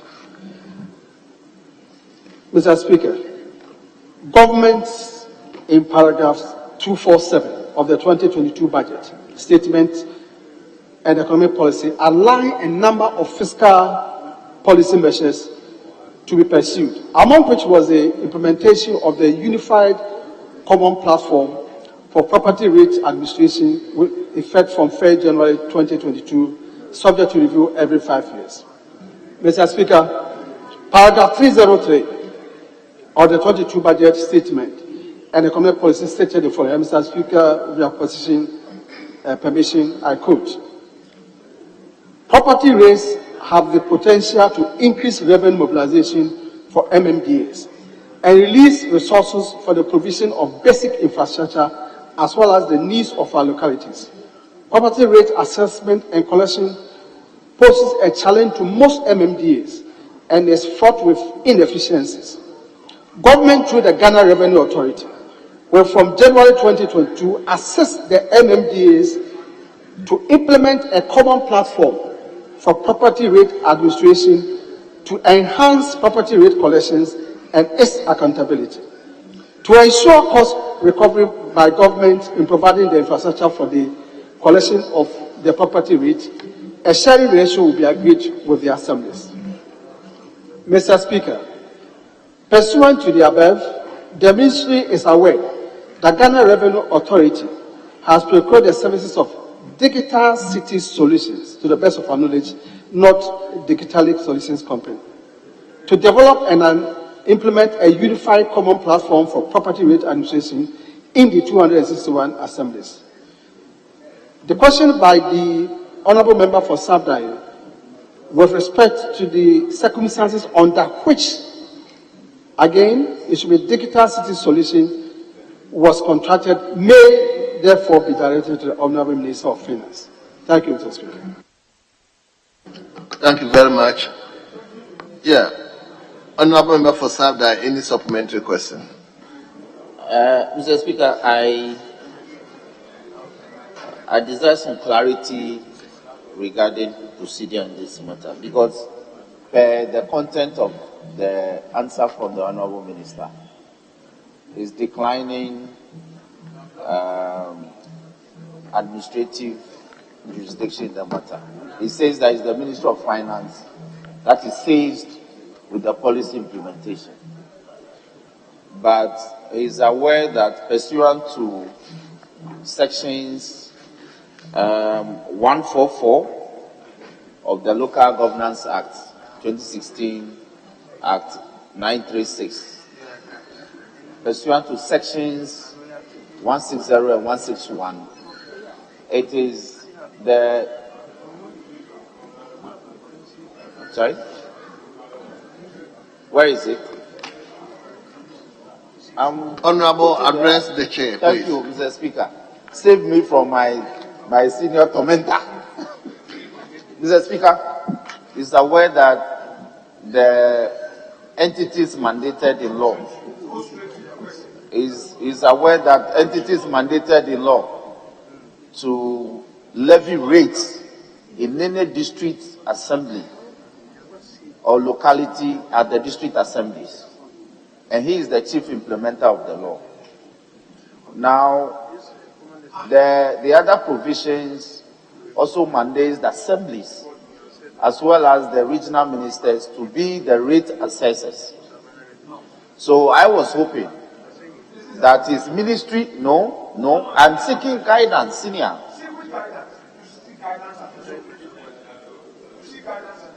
You know, I'm not asking supplementary question. I started by saying I want to seek guidance and clarity. There is. You do that all the time. You know, I'm not seeking leave. I've asked the speaker. Mr. Speaker, why is my brother? My brother is agitated. Said he wants to seek guidance. That's what I'm listening. It's unnecessarily agitated. Why? Mr. Speaker. Mr. Speaker, we enacted the law, this house, and mandated the district assemblies to levy rates. With the same law, we mandated the assemblies and the regional ministers to be the rate assessors. And so my humble opinion is that even if the government is intended to implement a program like this, his ministry should be a key stakeholder. That's the point I want to make. And so I don't think that he should be detached from the program. And so going forward, I think he should be involved so that he can address Parliament on the matters going forward. Because I'm aware, yesterday I just returned from my constituency. They are rolling out a program. It's guidance. They are rolling out a program to register all residential and non-residential properties in our various districts. And they have done the training. The officers are going out for purposes of property rates. And these are happening in the districts, assemblies. And yet he's not aware. He's only quoted to support. So I see guidance that he should be involved. His ministry. So my question is that is he involved? Thank you. He's already said he's not involved. So, but Minister, Minister, do you want any comment to? Because he's raising a fundamental issue, and I think. Right, Honourable Speaker, I'm ready at any time to offer the honourable member and for the matter the House progress government has made in the policy statement as stated in the budget statement of 2022. But right, Honourable Speaker, the question from the honourable member of Parliament was to ask under what circumstances Digitality Solutions Company was contracted to collect property rates on behalf of this assembly across the country. That was the question. And I'm saying that in the budget statement, Minister of Finance announced that the Ghana Revenue Authority will assist in this work. So if he is aware that the digitality, as he calls it, even though I know it's digital, Solutions Company has been contracted, they could only have been contracted by Ghana Revenue Authority, which is under Ministry of Finance. If he wants a general discussion on how property rate administration is being done, that one I'm ready and able to give a full lecture on that. But that's not the question he asked. Very well. Yes, leader. Thank you, Mr. Speaker. Mr. Speaker, I want to find out from the Honourable Minister. The GRA has procured the services of Digital City Solution. Honourable Leader, kindly listen to my question. Minister, pay your attention to my question.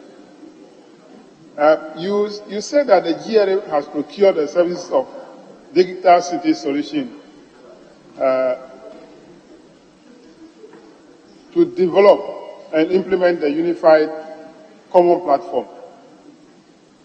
So it is clear that the company was procured by Ghana Revenue Authority, which is under Ministry of Finance. Is your ministry involved in the process of the procurement? In other words, have you been informed about the... I'm putting the two questions together. I don't want you to come and say I'm not involved. So that is why I'm adding the other part. Have you been involved? If you're not involved, have you been informed about the service of the Digital City Solution that will be procured? And if you are informed, can you tell us the details of that procurement, that services? Yes, Minister. Right, Honourable Speaker, I've been informed, I'm aware, that the service of that company has been procured by Ghana Revenue Authority under Ministry of Finance. Yes, but that's not the question.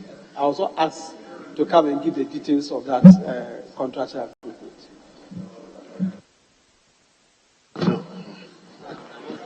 Say under what circumstances? Yes, let him hear. Yes, Honorable. Mr. Speaker, thank you very much for the opportunity. Mr. Speaker, reading from the Minister's answer at page 16 of the document, he did indicate that provision was made in the 2022 budget.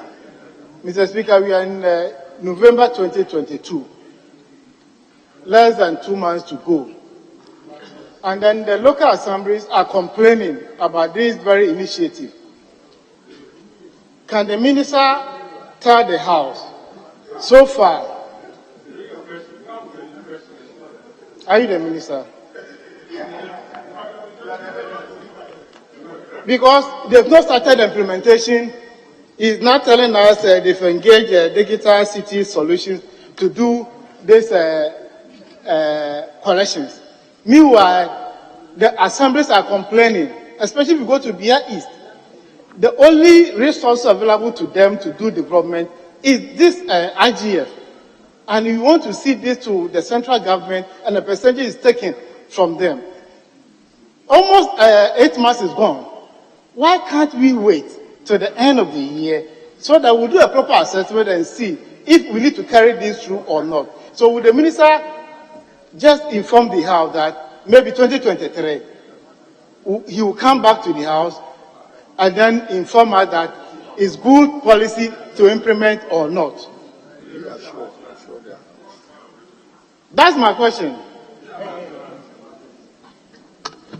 Yes, Honorable Minister, if you are minded to respond to that question, then you can do so. Else. That's Honorable Speaker. I can see that honorable members are interested in knowing more about property rates, which they should. So if the right question is asked or the right forum is created, I'll be more than ready to come and explain to members how far the policy is being implemented. But the question that was asked was about a contract, circumstances in which the contract was contracted. And that one is done by Ghana Revenue Authority under the Ministry of Finance. So I think it should be very clear. If they want further details on property rate collection, which they should be interested, because we cannot be happy with the average of 20.8% of property rates as of the internally generated fund throughout the country. And it's something that's why government brought up these very laudable measures to make sure that we improve upon the revenue collection, especially with the property rate. And when the appropriate time is given for people to get a full explanation of what is being done, they will get to know that under this government, we are pursuing a policy that will increase substantially the internally generated fund for the Assembly. Thank you, Mr. Speaker. Thank you very, very much. Honorable Member, what?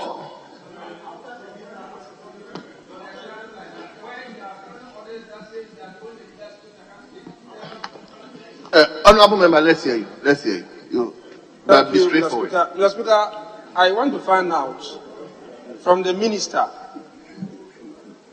Mr. Minister, don't you think that by this arrangement, That's opinion.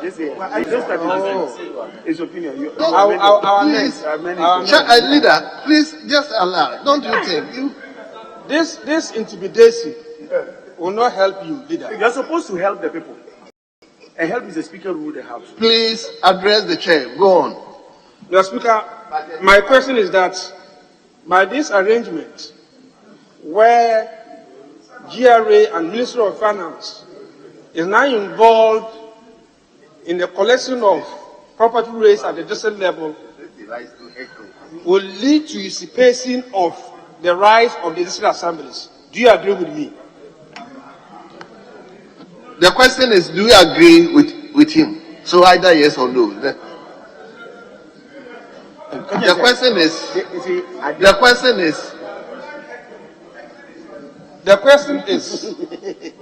But how can a leader be heckling? Why are leaders so afraid of a very simple question like this? My question is that by this arrangement where the Ministry of Finance and for that matter GRA now determine and collects property rates, doesn't that lead to the usurpation of the rights of the district assemblies? Thank you. The power. Yes, Honorable Minister. Right, Honorable Speaker, I think I'm repeating myself, and maybe the House can decide the appropriate time for members to be given a whole briefing, if not orientation, on what has been done in property rate collection. But, Right Honorable Speaker, this was contained in the budget statement, which was approved by Parliament. And therefore, honorable members should have addressed themselves when in paragraph 247 of the 2022 budget, the Minister of Finance talked about policy measures. And he said it, 247.2, implementation of the Unified Common Platform for Property Rate Administration with effect of January 2022, subject to review every 5 years. And then in paragraph 303, it went on to give a full detail of what was going to happen.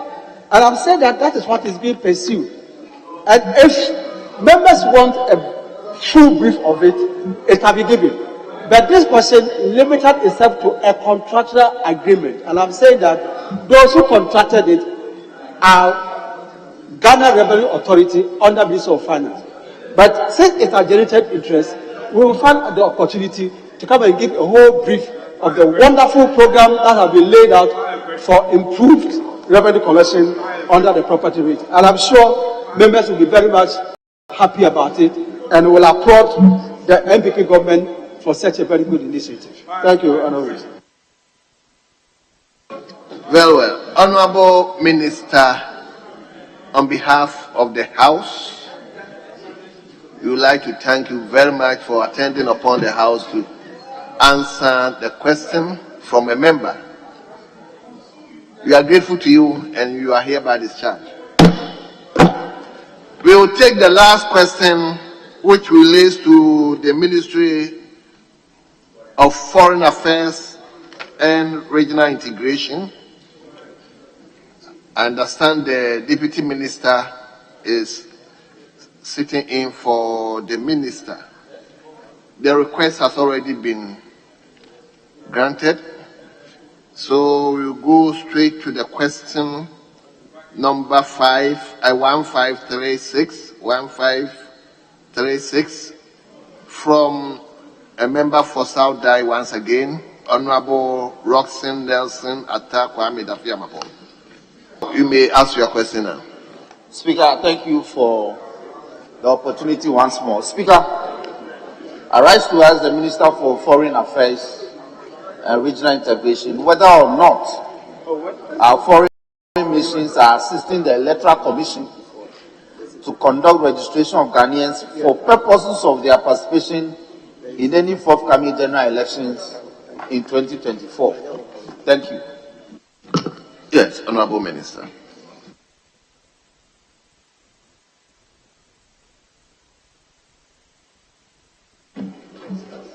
Thank you, Mr. Speaker.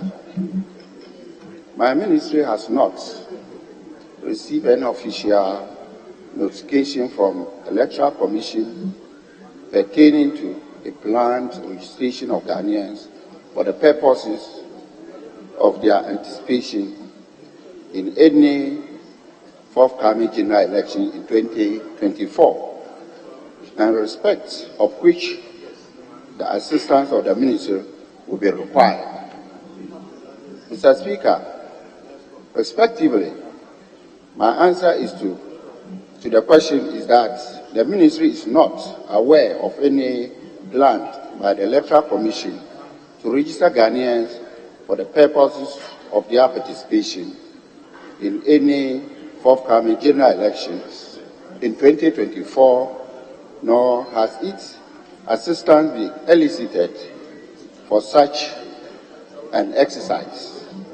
I would therefore advise that the question is directed to the appropriate body, which is the Electoral Commission. Thank you, Mr. Speaker. Thank you very much. Yes, honourable member, any supplementary? A moment of the.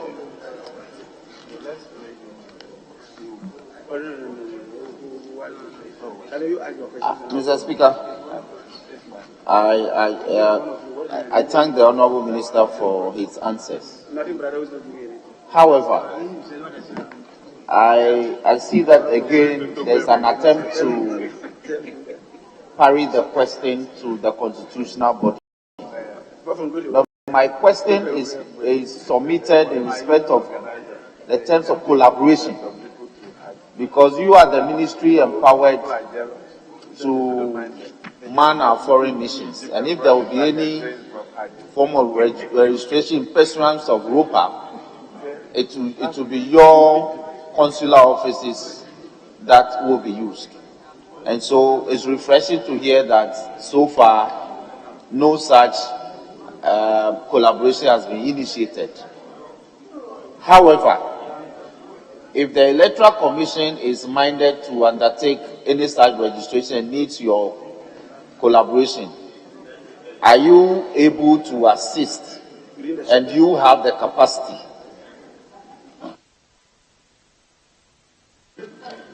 Yes, Honourable Deputy Minister.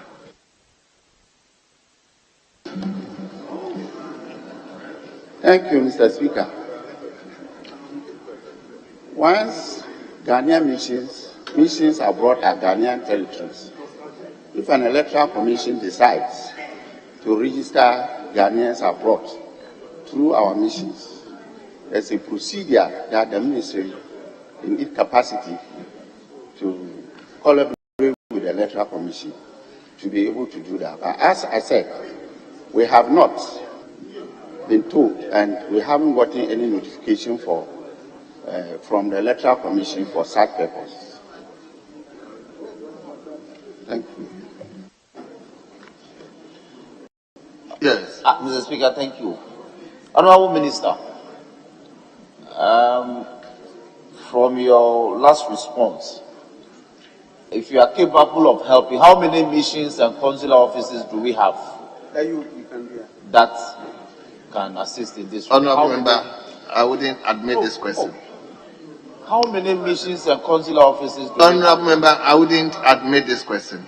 You may take another. Mr. Speaker, I will amend. I'll reframe. Yes. Now, Honourable Minister, do you have the capacity to register all Ghanaians found in every country in the world? You have indicated to the House. You have indicated to the House that you have the capacity to collaborate with the Electoral Commission if they so. Honourable member, Ministry for Foreign Affairs does not register members for election purpose. So the answer was, the word was collaboration. Yes. So they will do collaboration. Mr. Speaker. So if you ask them, Mr. Speaker, so that is my question. That for purposes of registration, are they able to collaborate with the Electoral Commission to register all Ghanaians resident everywhere on planet Earth? Yes, leader. Speaker, I think my colleague should be minded of Order 62. First of all, I'll premise my intervention starting from Order 62. Yes. And then again, he should read the minister's answers. The answer was clear. It is in their mandate, first of all, and he had advised you that you should redirect your question. So it is not in their mandate to answer that question. So, Speaker, I think that I see my colleague trying to solicit views and apparently opinion of the minister, because matters related to registration of voters or prospective voters clearly doesn't fall under the Ministry of Foreign Affairs. So I'm privileged to have chaired the Ministry of Foreign Affairs, the Committee of Foreign Affairs. So if for nothing, he should give me that benefit of the doubt. My colleague, Speaker, he should just stay clear. stay clear of matters on registration. It doesn't come under the purview of the Ministry of Foreign Affairs. He has misfired, unfortunately.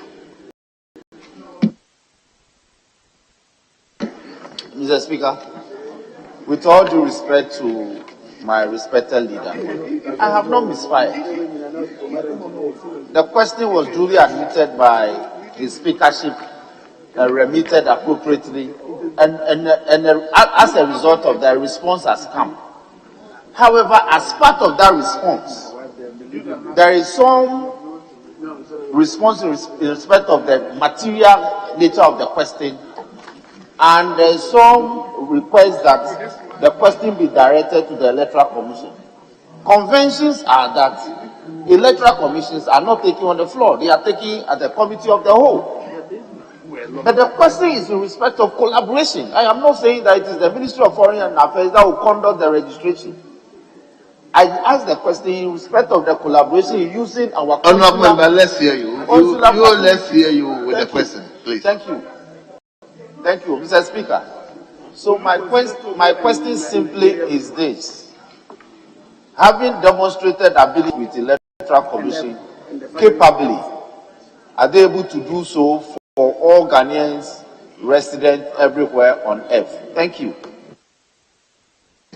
Minister, you may answer the question.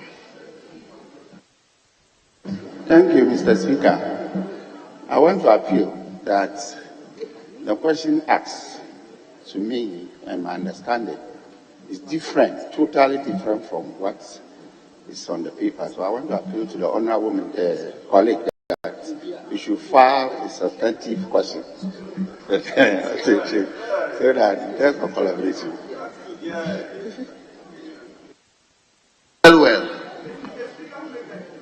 Well. So, Honourable the Premier, we may take your last supplementary question. Mr. Speaker, I thank you. Let me ask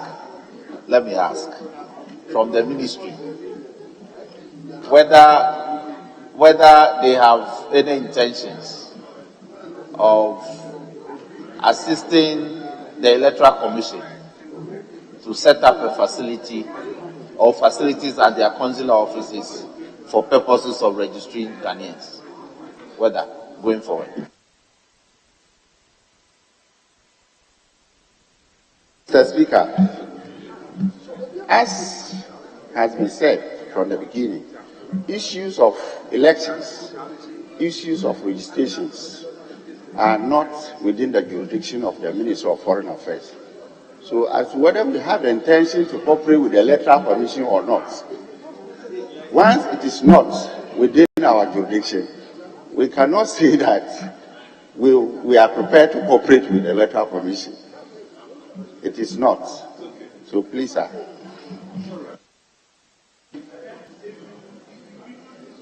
Thank you, Mr. Speaker. Mr. Speaker, I want to ask the Minister, but before I ask the Minister, the Honourable Chief Whip say something that I think we should not allow to remain in the hands or the records.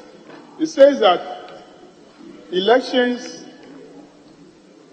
are issued up border on Electoral Commission, that Ministry of Foreign Affairs doesn't come in when it comes to registration or election matters. I think that he is right. But the reason why I come in is that if the registration is being done here in the country, Ministry of Foreign Affairs will not come in at all. But where the registration involves Ghanaians living outside Ghana, it is the Ministry of Foreign Affairs that know where we have our missions. They know where Ghanaians are living on this earth. So, Electoral Commission cannot just move and go to Togo, go to Nigeria, to go and do registration without involvement of the Ministry of Foreign Affairs. That is why registration for ROPA, definitely the Electoral Commission will need the services of the Ministry of Foreign Affairs. Because sometimes It will surprise you to know that YC might not even know the number of missions that we have. But if they consult the Ministry of Foreign Affairs, they will know the number of missions and consulates that we have. So for this one, the services of the Ministry of Foreign Affairs is important. Now, let me ask my question now. Is the Ministry of Foreign Affairs capable, your mission, in case the Electoral Commission contacts the ministry to assist the Electoral Commission in the registration? Is your ministry capable of helping the Electoral Commission to do the registration? Yes, Honorable. Thank you, Mr. Speaker. Ministry of Foreign Affairs, we have branches all over. In the event the Electoral Commission will want to register people abroad, we can provide space. But for the issues that has to do with registration, the capturing, they are the preserve of the Electoral Commission. But for the space, we can provide space through their negotiation with us. Once they are considered Ghanaian territory, we can assist by providing spaces and collaborate with them to be able to register. And they will take charge of everything. Thank you. Very well. Honorable Deputy Minister, we thank you for attending upon the House to answer questions on behalf of your minister. You are hereby discharged. Yes, Leader. Any indication? Speaker, definitely yes. Earlier, Speaker had admitted. You can't go this way. Hey!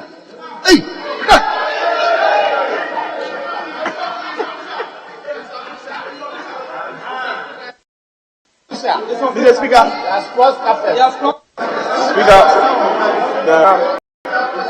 the Speaker had admitted.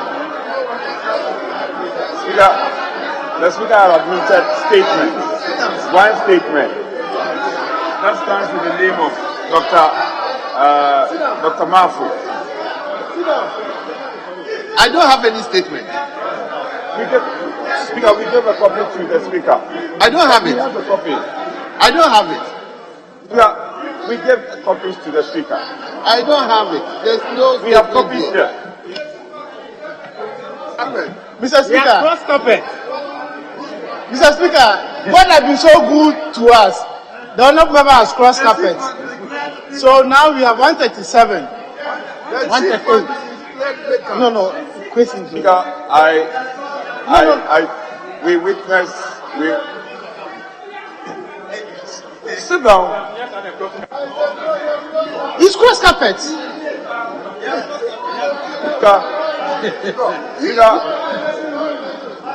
By election. He is one of who took the standing order.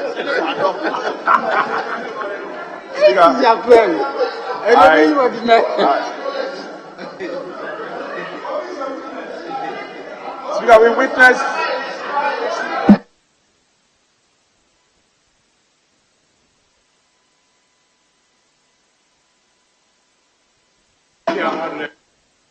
Speaker, I want to appeal for calm and say that we just witnessed what happened. The Honorable Mboba, the Honorable Deputy Minister for Foreign Affairs, inadvertently crossed to the other side. I am not pretending I didn't see it. I saw it. Therefore, Speaker, the law is.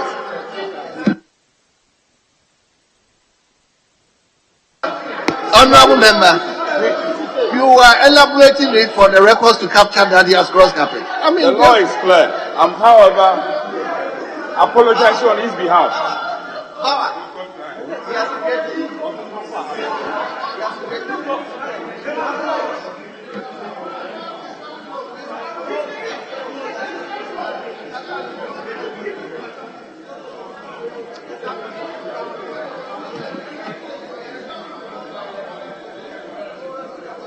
Honourable members, please take your seat, please. Speaker, we will appeal for us to sit beyond the stipulated time. However, as I indicated earlier, there was a statement admitted which stands in the name of the Honourable Dr. Mafo. It was admitted in the morning, and he's scheduled to read that statement. So, Speaker, if you may allow Dr. Mafo to present his statement. Mr. Speaker. Yeah. Mr. Speaker. Honourable Chief Whip. Honourable Chief Whip, please. Honourable Leader, address the chair. Mr. Speaker, the issue about the Honourable Deputy Minister, who I think that it's not intentional, cross the carpet. Oh, he came here. In fact, once you pass the middle line, you cross the carpet. That's the rule. The mace is here. You came in front of the mace, you passed to this side. He did not bow, please. Why do you behave this way? Everybody is watching, the whole country is watching. You alone says that he bowed. No, stop that. Obi, you are young.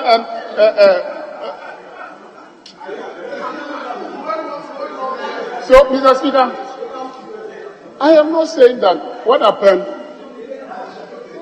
we should take any action against our colleague. I said he didn't do it intentionally. So, he crossed carpet. He crossed from the other end to this end. We will not, if the honourable member should just say that he's sorry, it's something that he, please. We'll just accept it, and that will end it. Secondly, Mr. Speaker, it's getting to 4 p.m. The day has been spent. We are all tired. So if we adjourn to tomorrow, it will help us. So we should be in your hand now because it passed 2 p.m. So we should adjourn.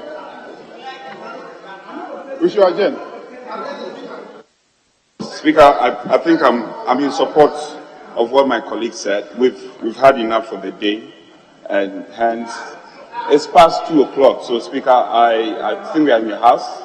We are clearly in your house, in your hands.